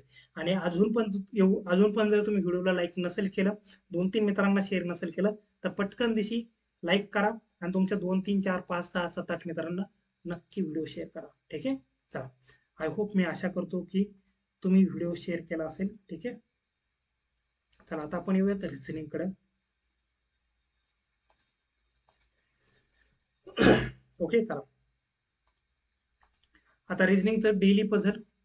तर अशा विद्यार्थी ज्यांचं 60 पेक्षा खाली येतोय, दादांनो तुम्हाला खूप फास्ट मध्ये मेहनत करणं आहे. तुम्हाला ना करंट अफेअर करणं आहे, ना बाकीचं करणं आहे, ना बाकीचं करणं आहे, ना बाकीचं करणं आहे, ना बाकीचं करणं आहे. ओके. तर म्हणजे काय, तुमच्याकडे टाइम भरपूर आहे. टाइम भरपूर आहे, बट तुमचा पर्सेंटाईल कमी येतोय म्हणून तुम्ही कुठेतरी संभ्रमात आहे की माझं होईल किंवा नाही होईल, की पर्सेंटाईल इम्प्रूव्ह होईल की नाही. मी सांगतो होणार आहे, तुमचा पर्सेंटाईल इम्प्रूव्ह होणार आहे, बट तुम्हाला मेहनत करावं लागणार आहे. काय मेहनत करावं लागणार आहे सर? तुम्ही सांगा फक्त, आम्ही तेवढं करतो. मेहनत आम्ही पूर्ण घेतो. फक्त आमचे पर्सेंटाईल हे 60 वाला खालचा आकडा आहे ना, हा कुठेतरी वरती गेला पाहिजे. 70, 75, 80 नक्कीच आहे. मग काय करायला पाहिजे? Daily puzzle set 25 puzzle set. बापरे सर, एवढे? कुछ तो करना है, जल्दी पाना है तो ज्यादा करना ही पडेगा. 25 पझल सेट तुम्हाला करायचे. त्याच्यामधले त्याच्यामधले 10 जे पझल असणार ते फक्त आणि फक्त क्विजेस मधून असणार आहे. 15 जे पझल सेट आहे ते कुठूनही करा. मग टेलिग्राम सेशन असेल तुमचं, पीडीएफ असेल किंवा व्हिडिओ लेक्चर असेल, हे कशातून करा. बट हे 10 पझल जे आहेत हे क्विजेस मधून कंपल्सरी आहे. याच्यामध्ये आकडा एक पण कमी होणार नाही. ऍड करायचं तुम्ही बिंदास करू शकता. याला 10 ते 15 क्विजेस मधून करू शकताय. बट हे 10 पेक्षा कमी करता कामा नये. डेली तुमचा हा रुटीन पाहिजे. 25 पझल सेट डेली करायचे. याला 2 सेट मध्ये करू शकताय. सकाळी 10, संध्याकाळी 15, किंवा सकाळी 10 नंतर 10 नंतर 5 असं पण तुम्ही करू शकताय. तुमच्या सोयीस्करानुसार घ्या. फक्त मी सांगेल 25 puzzle set at a time करू नका, कारण थोडीशी इफिशियन्सी कमी होते लगातार तेच तेच तेच करून. तर मला वाटतं की याला 2 सेट मध्ये तुम्ही डिवाइड करू शकता. 3 मध्ये भरपूर होईल, पण 2 मध्ये करा. ठीक आहे. तर डेली क्विजेस, जसं मी सिम्प्लिफिकेशनच्या क्विज सांगितल्या, सिमिलरली तुम्हाला एलआरचे पण टॉपिक वाईज क्विजेस करायचे आहे. याला सोर्स आहे प्रॅक्टिस मॉक. तर सिमिलरली याचं पण तुम्हाला टाइम झोन वरती खेळायचं आहे. अवरेज टाइम वरती खेळायचं आहे. अवरेज टाइम काल किती लागत होता, आज इम्प्रूव्ह झाला पाहिजे. मग याच्याकरता तुम्हाला सर्व टॉपिक करायचे. इनइक्वॅलिटी, आज जर तुम्हाला 2 मिनिटं लागत असेल 10 क्वेश्चन सॉल्व्ह करायला, किंवा 2.5 मिनिटं लागत असेल, तर त्याला अजून इम्प्रूव्ह करायचं. सिलॉलिझम, आज तुम्हाला 5 मिनिटं लागत असेल, म्हणजे 30-35 सेकंद अवरेज टाइम असेल, किंवा 40 सेकंद अवरेज टाइम असेल, त्याला 30-25 सेकंदावरती आणा. कोडिंग डिकोडिंग असेल, त्याला 5 मिनिटात जर तुम्हाला 4 मिनिटं लागत असेल 5 क्वेश्चनला, जवळजवळ तो 50-55 सेकंदा टाइम येतो. 45 सेकंद 40 सेकंदावर याच्यावर आणा. तर ह्या पद्धतीने तुमच्या ज्या क्विजेस असणार त्या क्विजेस मधून डेली तुमचे 100 क्वेश्चन सॉल्व्ह झाले पाहिजे. किती? 100 क्वेश्चन. आणि 100 क्वेश्चनला तुम्हाला टाइम मॅक्सिमम 40 ते 50 मिनिटं लागला पाहिजे. भले स्टार्टिंगला थोडा जादा लागेल, बट ऍट द एंड तुम्ही नंतर टाइम रिड्यूस करत करत करत करत येताल, आणि प्रत्येक क्विजचा टाइम कमी कमी होईल. म्हणजे 10 क्वेश्चन काहींचे तुमचे 3 मिनिटात होतील, काहींचे 4 मिनिटात होतील, काहींचे 5 मिनिटात होतील. तर असा टाइम कमी कमी करत येईल. जर 10 क्वेश्चन 5 मिनिटात होत आहे, तर 100 क्वेश्चन 50 मिनिटात होतील तुमचे, ह्या पद्धतीनं. ठीक आहे. ओके. हे डेली क्विजेस झाल्या बेसिकच्या, प्री लेवलच्या. ओके. इथं टाइम सोबत खेळायचं, बॉडी लँग्वेज ठेवायचा, जबरदस्त रँक वगैरे त्याच्यात हे भानगडीत पडायचं नाही. आपला अवरेज टाइम, किती क्वेश्चन सॉल्व्ह केले, की अवरेज टाइम माझा आज कमी आलाय का कालच्या पेक्षा, दॅट्स इट. आणि त्या पर्टिक्युलर टॉपिकला. आणि जर याच्यामध्ये एखादा टॉपिक तुमचा खूप जास्त वीक असेल, तर त्या टॉपिकची तुम्ही पीडीएफ मधून 100 ते 150 क्वेश्चन पहिल्यांदा सॉल्व्ह करा, आणि मग क्विजेस वरती या. एखादा टॉपिकचे कन्सेप्च्युअली थोडंसं वीक असाल. ठीक आहे. त्यानंतर सेक्शनल मॉक. जर सेक्शनल मॉक आहे, तर मी सिमिलरली एलआरचं जसं सांगितलं होतं, 8व्या दिवशी, 9व्या दिवशी आणि 10व्या दिवशी 2-2 एलआरच्या सेक्शनल मॉक द्या. ज्यावेळी 2-2 सेक्शनल मॉक देतात, हे 25 पझल आहे, याला 20 करा, म्हणजे इथं 10-10 करा. आणि हे जे 100 क्वेश्चन आहे, याला 70 क्वेश्चन करा, आणि बाकीचं इथं टाइम तुम्हाला भेटून जाईल. ह्या सेक्शनल मॉक. मेनची पझल, एक पझल सॉल्व्ह केली तरी चालेल, किंवा सध्या नाही वाटली तरी नका करू. ज्यांना वाटते सॉल्व्ह करायला पाहिजे त्यांनी व्हिडिओ, कोणत्या पण एखाद्या फॅकल्टीचा व्हिडिओ बघा. मी फॅकल्टीचे नाव सांगेल पुढं. व्हिडिओ बघा, प्लस पहिले स्वतः सॉल्व्ह करा, आणि नंतर त्यांचा अप्रोच बघा. ठीक आहे. तर अशी एक पझल किंवा 2 पझल तुम्ही करू शकता. फुल मॉक. तर फुल मॉक मी म्हणेल, जर तुमचं 2 सेक्शनला 75 किंवा 70 पेक्षा वरती येत असेल, तर फुल मॉक चालू ठेवा. नसेल तर सध्या सेक्शनल मॉक वरतीच काम चालू ठेवा. ठीक आहे. चला, हे झालं एलआरचं पहिला सेक्शन. एलआरचा हा दुसरा सेक्शन आहे. एलआरचा हा दुसरा सेक्शन आहे, 60 ते 75. इथं तुम्हाला पझल सॉल्व्ह करायचे आहे. इथं पझल मला वाटतं फक्त आणि फक्त तुम्ही 10 ते 15 पझल, या 10 पझल क्विज मधून आणि ह्या PDF किंवा टेलिग्रामवरून. डेली क्विजेस इथं तुम्हाला ह्या क्विजेस आहे, बट ह्या क्विजेस काय आहे, तुमचा जो वीक पॉईंट आहे किंवा वीक टॉपिक आहे ज्याला टाइम ज्यादा लागतोय, खेकडून काय तुम्हाला टाइम कशाला ज्यादा लागतो, कमी लागतोय, अनालिसिस करा मित्रांसोबत 1 2 3 मॉक सोबत, तिथून तुम्हाला कळेल वीक पॉईंट काय आहे, त्याच्या क्विजेस मॅक्झिमम द्या. जो स्ट्रॉंग पॉईंट आहे त्याचे नाही दिले तरी चालेल, बट जो वीक पॉईंट आहे किंवा जो अवरेज आहे तर त्याच्या क्विजेस तुम्हाला इथं देणं आहे. ठीक आहे. त्याच्यानंतर पझल मेन्स लेवलच्या डेली तुमच्या 3 ते 4 पझल मेन्स लेवलच्या झाल्या पाहिजे. याला सोर्स आहे तुमचा व्हिडिओ लेक्चर कोणाचं पण बघा, पहिलं स्वतः सॉल्व्ह करा, नंतर त्यांचा अप्रोच बघा, आणि किंवा एखादी क्विजेस किंवा टेलिग्राम सेशन. ओके. बट जर तुम्ही स्टार्टिंगला आत्ता चालू करत असाल मेन्स लेवलचं, तर मी ज्यादा प्रेफरन्स देईल का व्हिडिओ लेक्चरला, कारण व्हिडिओमधून तुम्हाला अप्रोच कळेल तुम्ही काय गडबड केली आणि त्यांनी काय गडबड केली. इथून तुम्हाला सोर्स म्हणजे इथून तुम्हाला लॉजिक खूप फास्ट भेटत जाईल ह्या व्हिडिओच्या माध्यमातून. तर मी म्हणेल की थोडंसं जर तुम्ही एकदम नवीन असाल, इनिशियल असाल, मेन्स लेवलचं जस्ट स्टार्ट करता येणारचं, तर मला वाटतं की ते व्हिडिओच्या याच्यातून करा. मेनच्या क्विजेस, जे मेनचं बेसिकच्या क्विजेस आहे, प्रॅक्टिस मॉकमध्ये तुम्हाला याच्या क्विजेस दिसतील मेनच्या, किंवा अजून एखाद्या सोर्समध्ये असेल गाईडली वगैरे वगैरे, तर तिथून मेनच्या क्विजेस देत राहा बेसिकच्या, तिथून तुमची बेसिकची प्रॅक्टिस होईल. किंवा व्हिडिओ लेक्चर तुम्ही फॉलो करू शकता, व्हिडिओ लेक्चरमधून पण तुम्ही हे करू शकताय. व्हिडिओ लेक्चर कोणाचं, तर याचं मी तुम्हाला लास्टला सांगतो. व्हिडिओ लेक्चर तुम्ही या क्विजेस करता कोणाचं वापरू शकताय. ठीक आहे. याला करता सेक्शनल मॉक, प्रीची तर सेक्शनल मॉक तुम्ही द्यायला पाहिजे, डेली बेसिसवर द्यायला पाहिजे. फुल लेंथ मॉक पुन्हा सांगतो, फुल लेंथ मॉक 2 सेक्शनला प्रीला तुमचे 70+ येत असेल तर बिंदास मध्ये अल्टरनेट डेला फुल लेंथ मॉक देत राहा. जसे जसे तुमचे फुल लेंथ मॉकचे पर्सेंटाईल 75च्या वरती जातील, तसं तुम्ही सेक्शनल मॉक ज्या टॉपिकला तुमचे पर्सेंटाईल 80-85च्या वरती जातात, त्या टॉपिकच्या सेक्शनल मॉक बंद करा. म्हणजे क्वांटला फॉर एक्झाम्पल तुमचे 85% जायला लागले, त्याचे सेक्शनल मॉक नाही दिल्या तरी चालेल. फक्त त्याच्या सेक्शनल मॉक याच्या करता द्या की एक्सपेरिमेंट करता द्या. एक्सपेरिमेंट म्हणजे काय, वर्ड प्रॉब्लेम सॉल्व्ह करण्याकरता, मेन्स प्री लेवलचे वर्ड प्रॉब्लेम सॉल्व्ह करण्याकरता सेक्शनल मॉकचा यूज करायचा. पहिल्यांदा वर्ड प्रॉब्लेम घ्यायची, एक्सपेरिमेंट करायचा, आणि नंतर बाकीचे क्वेश्चन सॉल्व्ह करायचे. ठीक आहे. सिमिलरली एलआरचं पण, जर एलआरला तुम्हाला 85+ येत असेल, 85+, तर फक्त एलआरच्या ज्या प्रीच्या सेक्शनल मॉक आहे तर त्याचा यूज करा.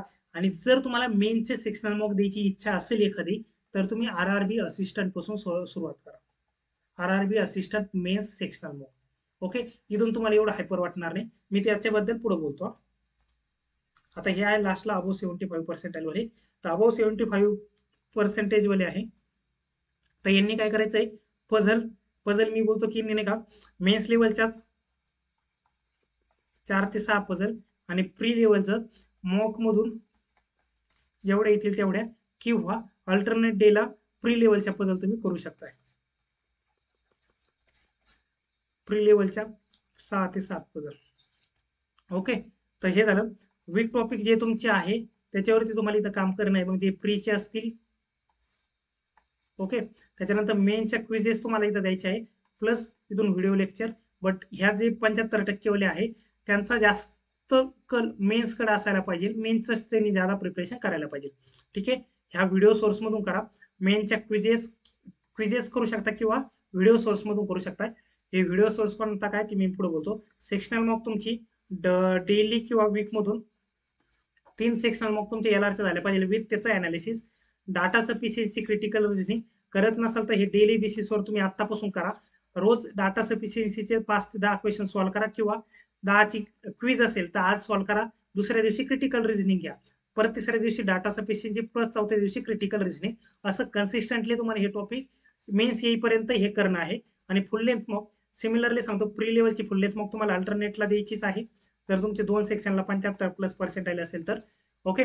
आणि मेन्सला पण जर तुमचे प्रीला जर पर्सेंटाईल तुमचे 80% येत असेल प्रीला, तर मेनची सेक्शनल मॉक वीकली एक फुल लेंथ मॉक मेनची तुम्हाला कंपल्सरी. ठीक आहे. आता याचं पुन्हा एकदा हे करतो, वीक टॉपिकवर इथं प्रीचे असो किंवा मेनचे असो इथं काम करणे. ह्या क्विजेस मध्ये तुम्हाला बेसिकचे क्विजेस करणे एलआरच्या, तर याच्यामध्ये तुम्ही त्या क्विजेस मधून पण करू शकता, आणि किंवा एखाद्याचं व्हिडिओ लेक्चर बघून तिथं कोडिंग डिकोडिंग असेल, ब्लड रिलेशन असेल, त्याच्यानंतर सिलोलिझम असेल, त्याच्यानंतर अजून तुमचे इनपुट आउटपुट असतील, त्याच्यानंतर अजून बाकीचे आपल्या छोटमोठे टॉपिक असतील, तर ते सर्व तुम्हाला व्हिडिओच्या लेक्चरच्या माध्यमातून करणं आहे. ठीक आहे. तिथं पहिले स्वतः डोकं लावायचं आहे आणि त्याच्यानंतर त्यांचा अप्रोच बघायचा, ही गोष्ट लक्षात ठेवा. त्याच्यानंतर सेक्शनल मॉक सांगितली, डाटा सफिशियन्सी, फुल मॉक सांगितले. ठीक आहे. चला आता मी थोडंसं फक्त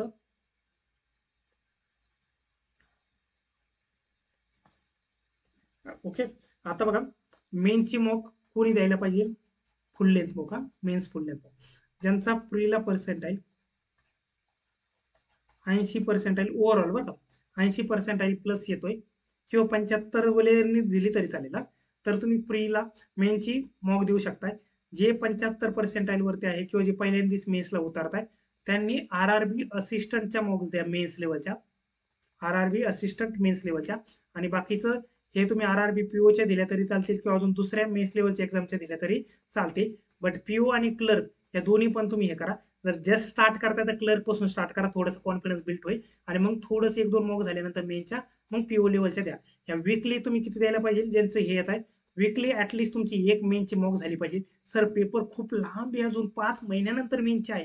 दादा मग ज्या मेनच्या ज्या चुका होत्या ना त्याला यूज टू होण्याकरता तुम्हाला थोडासा वेळ लागणार आहे. ओके. तर मला वाटतं वीकली एक झाली तर महिन्यात तुमच्या 4च मॉक होत आहे. 4 मॉक होत आहे म्हणजे 5 महिने आहे तर 5 चूक 20 मॉक तुमच्या कंप्लीट होत आहे मेनची एक्झाम येईपर्यंत. पुढे भले तुम्ही ज्यादा मॉक देणार आहात बट सध्या ऍटलीस्ट एक एक वीकली फुल लेंथ मॉक तुमची असायलाच पाहिजे. ठीक आहे. हे कोणाकरता? 80%च्या इथं. त्याच्यानंतर दुसरे जे 75च्या नियर अबाउट किंवा 65 ते 75च्या नियर अबाउट आहे ओव्हरऑल पर्सेंटाईल, यांचे 2 सेक्शनला पर्सेंटाईल चांगले येत आहे. तर मी त्यांना सांगितले की तुम्ही सेक्शनल मॉकवरती मॅक्झिमम मेनच्या सेक्शनल मॉकवरती जास्त भर द्या. मेनच्या सेक्शनल मॉकवरती स्टील तुम्हाला फुल लेंथ मॉक द्यायची एखादी इच्छा असेल तर मी बोलेल 15 दिवसातून तुम्ही एखादी मॉक द्या फुल लेंथ. ते पण सुरुवात RRB असिस्टंट पासून करा, असिस्टंट मेन्स, आणि त्याच्यानंतर बाकीचे वाढत चला. आणि जर तुम्हाला लेवल अप करायचे असेल तर RRB असिस्टंट एक नंबर, त्याच्यानंतर IBPS क्लर्क, त्याच्यानंतर SBI क्लर्क मेन्स, त्याच्यानंतर RRB PO, मग तुम्ही IBPS PO, मग SBI PO. तर ही ही इथं लेवल कमी असते, इथं वाढते थोडी, इथं अजून थोडी वाढते, इथं थोडी वाढते, इथं थोडी, इथं अजून वाढते. ठीक आहे. तर ह्या लेवलनी तुम्ही प्रिपरेशन करू शकता. RRB असिस्टंटच्या आधी द्या जेणेकरून तुम्हाला लेवल अप होऊन जाईल, तुमचे मार्क किती येत आहे काय येत आहे त्या पद्धतीनं. ठीक आहे. आता जे मुलांचे चांगले पर्सेंटाईल येत आहे 70-80 तर त्यांनी आतापासून एक्सपेरिमेंट करायला पाहिजे. कोणते एक्सपेरिमेंट? मॉक सोर्स चेंज करत राहा. हॉलिवूड गाईडली अजून दुसऱ्या ज्या मॉकचे प्री मॉक आहे तर त्या मॉक देत राहा. आणि त्याच्यानंतर अजून हे करायचे असेल तर प्लेस चेंज करून मॉक देत राहा. त्याच्यानंतर अजून थोडं गडबड गोंधळीच्या ठिकाणी एखादी 1-2-4 मॉक देत राहा. हे एक्सपेरिमेंट करा. याचे पर्सेंटाईल एवढे काही मॅटर होत नाही. त्याच्यानंतर तुमचे जे काही वीक पॉईंट आहे ते वीक पॉईंट वरती काम करा. सेक्शनल मॉक मेनचे मी सांगितलं कोणी कोणी करायला पाहिजे. ज्या मुलांचा प्रीचा पर्सेंटाईल त्यांचा 60 ते 75 मध्ये येतो त्यांनी सेक्शनल मॉक द्यायला पाहिजे मेनच्या. ओके. स्टील थोडंफार तुम्हाला हे वाटत असेल तर RRB असिस्टंटच्या मेन्सच्या मॉक असेल सेक्शनल तर त्या तिथून सुरुवात करा. फुल मॉक मी सांगेल की ज्यांचं 75 किंवा 70 प्लस पर्सेंटाईल आहे प्रीला तर त्यांनी फुल मॉक मेनची द्यायला पाहिजे. आणि CA आणि कॉम्प्युटर कोणी करायला पाहिजे? CA आणि कॉम्प्युटर कोणी करायला पाहिजे? ज्यांना वाटतंय ज्यांचे प्री लेवलला आतापर्यंत 75 प्लस पर्सेंटाईल येत आहे ओव्हरऑल मध्ये किंवा 70 पण, तर त्यांनी CA आणि कॉम्प्युटर चालू करा आतापासून. 70 ते 75% प्रीला पर्सेंटाईल येत आहे तर त्यांनी CA आणि कॉम्प्युटर चालू करा. सर आमचे 60 येत आहे मग आम्ही करायला पाहिजे का? नाही दादा, तुम्ही आत्ताच नाही करायला पाहिजे. तुमचा जसा ओव्हरऑल 70 ते 75च्या पुढे जाईल तसं तुम्ही CA आणि कॉम्प्युटर करा. सर बट कसं? आता तुम्ही कॉम्प्युटर आणि CA करायला लागलात ना, एक मनामध्ये एक प्रश्न वारंवार तुम्हाला डवचत राहील, प्रीस नाही निघाली तर, प्रीस नाही निघाली तर, प्रीस नाही निघाली तर.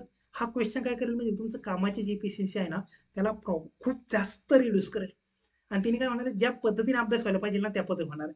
मग तुम्ही टार्गेट हे ठेवू शकताय की मला CA आणि कॉम्प्युटर करायचंय. तर करायचंय तर पहिले 70 ते 75% प्रीला कन्सिस्टंटली पर्सेंटाईल आणा. मग कसे आणायचे? मागे स्टडी प्लॅन सांगितला त्याच्यामध्ये अजून थोडी जादा मेहनत टाका तुमची.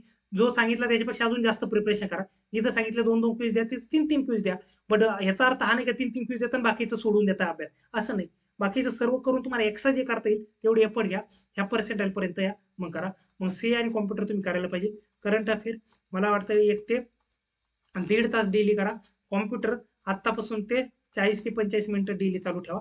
म्हणजे करंट अफेअरला तुम्हाला कॉम्प्युटर आणि करंट अफेअरला 2 अवर किंवा 2 ते 2.25 तास तुम्हाला डेली जाणार आहे. आणि हे कॉम्प्युटर आणि CA बद्दल बोलायचं झालं तर ज्या ज्या महिन्यात तुम्ही करंट अफेअर करताय त्याला रिव्हिजन झाली पाहिजे. तुमच्या ज्या महिन्याचं करताय, ज्या वीकचं करताय, वीक झाल्यानंतर ते वीकला रिव्हिजन, परत दुसरा वीक झाल्यानंतर त्या वीकला रिव्हिजन प्लस पाठीमागच्या वीकला रिव्हिजन, तिसरा वीक झाल्यानंतर त्याला पूर्ण याला रिव्हिजन झाली पाहिजे आणि पूर्ण मंथ झाल्यानंतर 4 रिव्हिजन. म्हणजे ऍटलिस्ट तुमच्या एका जे काय तुम्ही रीड केलं महिन्यातून त्याला 2 ते 3 वेळेस तुमचं रीड झालं पाहिजे. तेव्हा तुमच्या ते कन्सेप्च्युअली क्लिअर राहणार आहे. तेव्हा तुमच्या एक्झाम पर्यंत प्रॉपरली लक्षात राहणार आहे. जेवढं रिव्हिजन जादा देताल तेवढं भारी देताल. मल्टिपल सोर्स यूज करण्यापेक्षा एक सोर्स यूज करा, रिव्हिजन मल्टिपल द्या. ठीक आहे. त्यानंतर कॉम्प्युटरचं पण तुम्ही जे काही लेक्चर करताय, ज्याचं काही जे पीडीएफ असेल किंवा लिहिताय, तर त्याला पण प्रॉपरली रीड करा. पुढच्या टॉपिककडे डायरेक्ट व्हिडिओ बघत असाल तर लगेच पुढच्या व्हिडिओकडे नका जाऊ. पहिलं मागचा जो व्हिडिओ बघितला त्याला एकदा दोनदा रिवाइज करा, जेणेकरून तुमच्या कन्सेप्च्युअली प्रॉपरली क्लिअर होईल आणि मग पुढे पुढे चालत राहा. ठीक आहे. चला,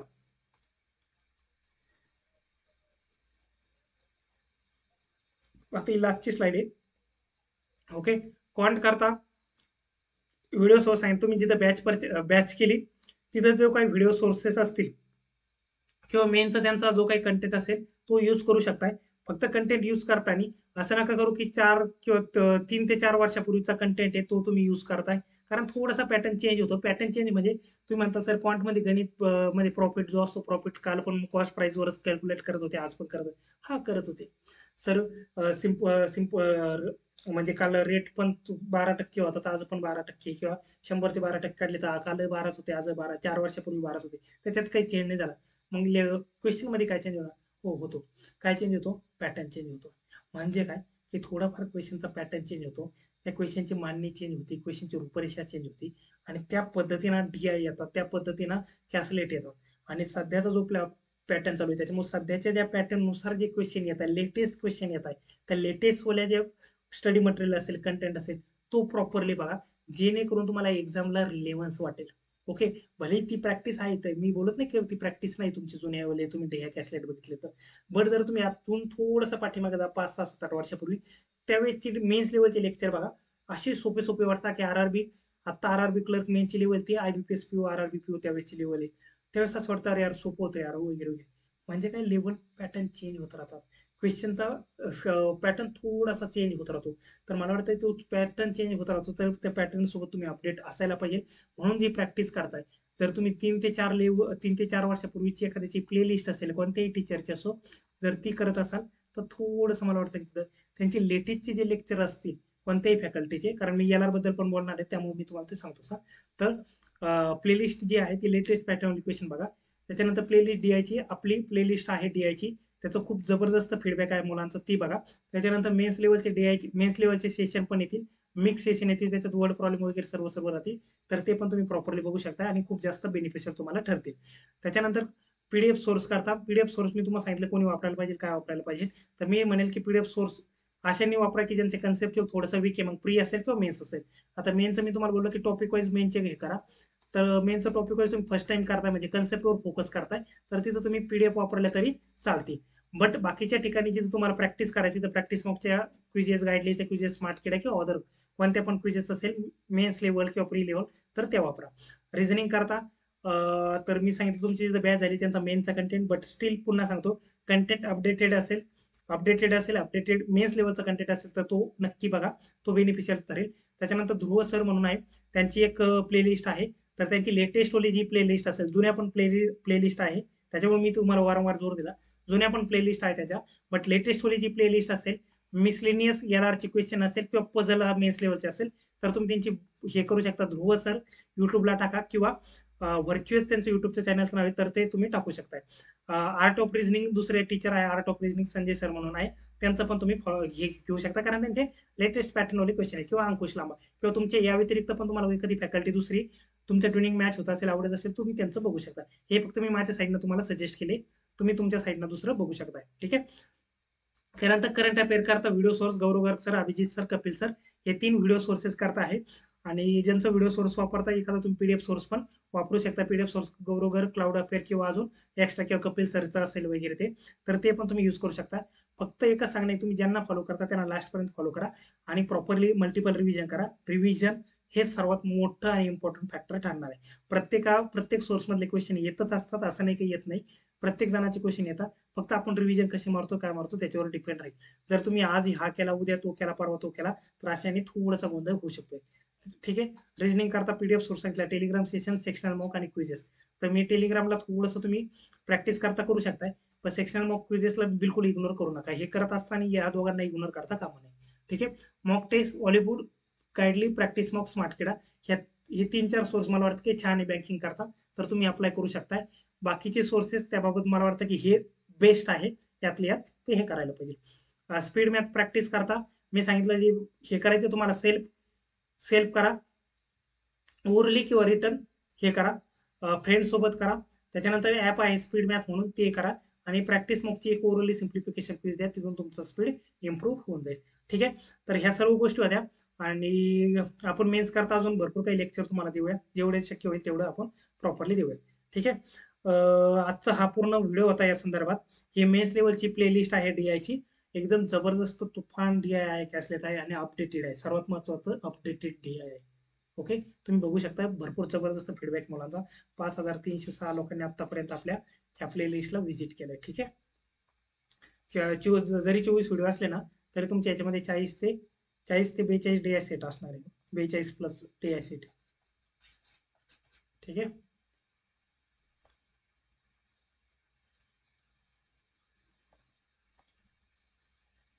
ओके. आय होप मला वाटतं की हा व्हिडिओमधून मला एकदम प्रॉपरली कव्हर झाला असेल, क्लिअर झाला असेल. आणि इंग्लिशचं मी याच्याकरता घेतलं नाही की माझं सुभाष सरांसोबत एवढं काही बोलणं झालं नाही त्याबाबत. जमलं तर त्यांना सांगतो की रेकॉर्ड करा वगैरे, तर ते रेकॉर्ड करून टाकतील.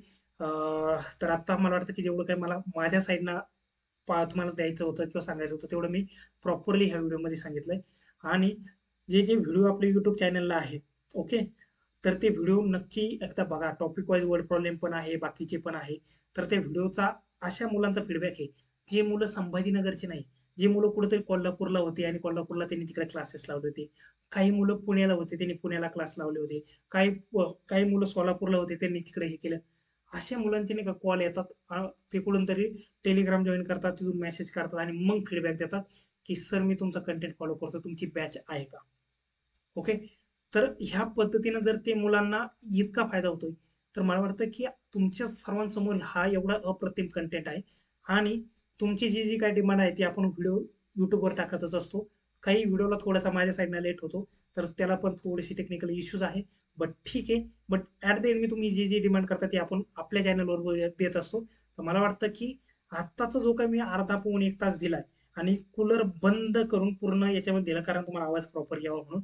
हे मी का सांगतोय, कारण नाही का मला वाटतं की तुम्ही ज्या गोष्टी मी तुम्हाला देतोय ना, त्याची तुम्हाला एक किंमत हवी म्हणून.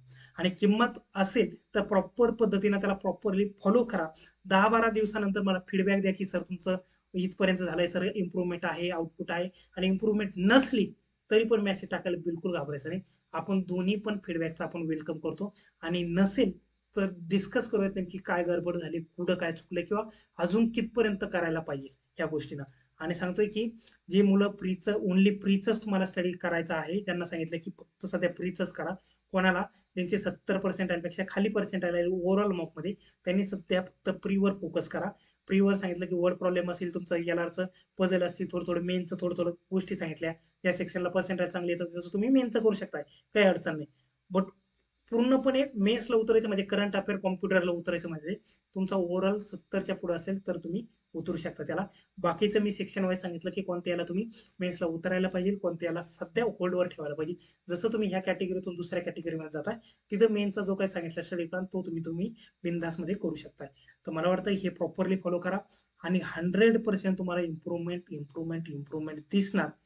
आरआरबी पीओच्या एक्झामच्या 15-20 एक महिना आधी मुलांची अनालिसिससाठी गर्दी होती, गोंधळ होती की सर मला पटकन दिशा असं काहीतरी द्या आणि माझं स्कोर इम्प्रूव्ह झाला पाहिजे. अशा टायमिंगला काही होत नाही. लास्ट मिनिट टिप्स आणि लास्ट मिनिट स्ट्रॅटजी आपण जे बोलतो त्याच्या आधी तुम्हाला प्रॅक्टिस खूप महत्वाची गरजेचं आहे.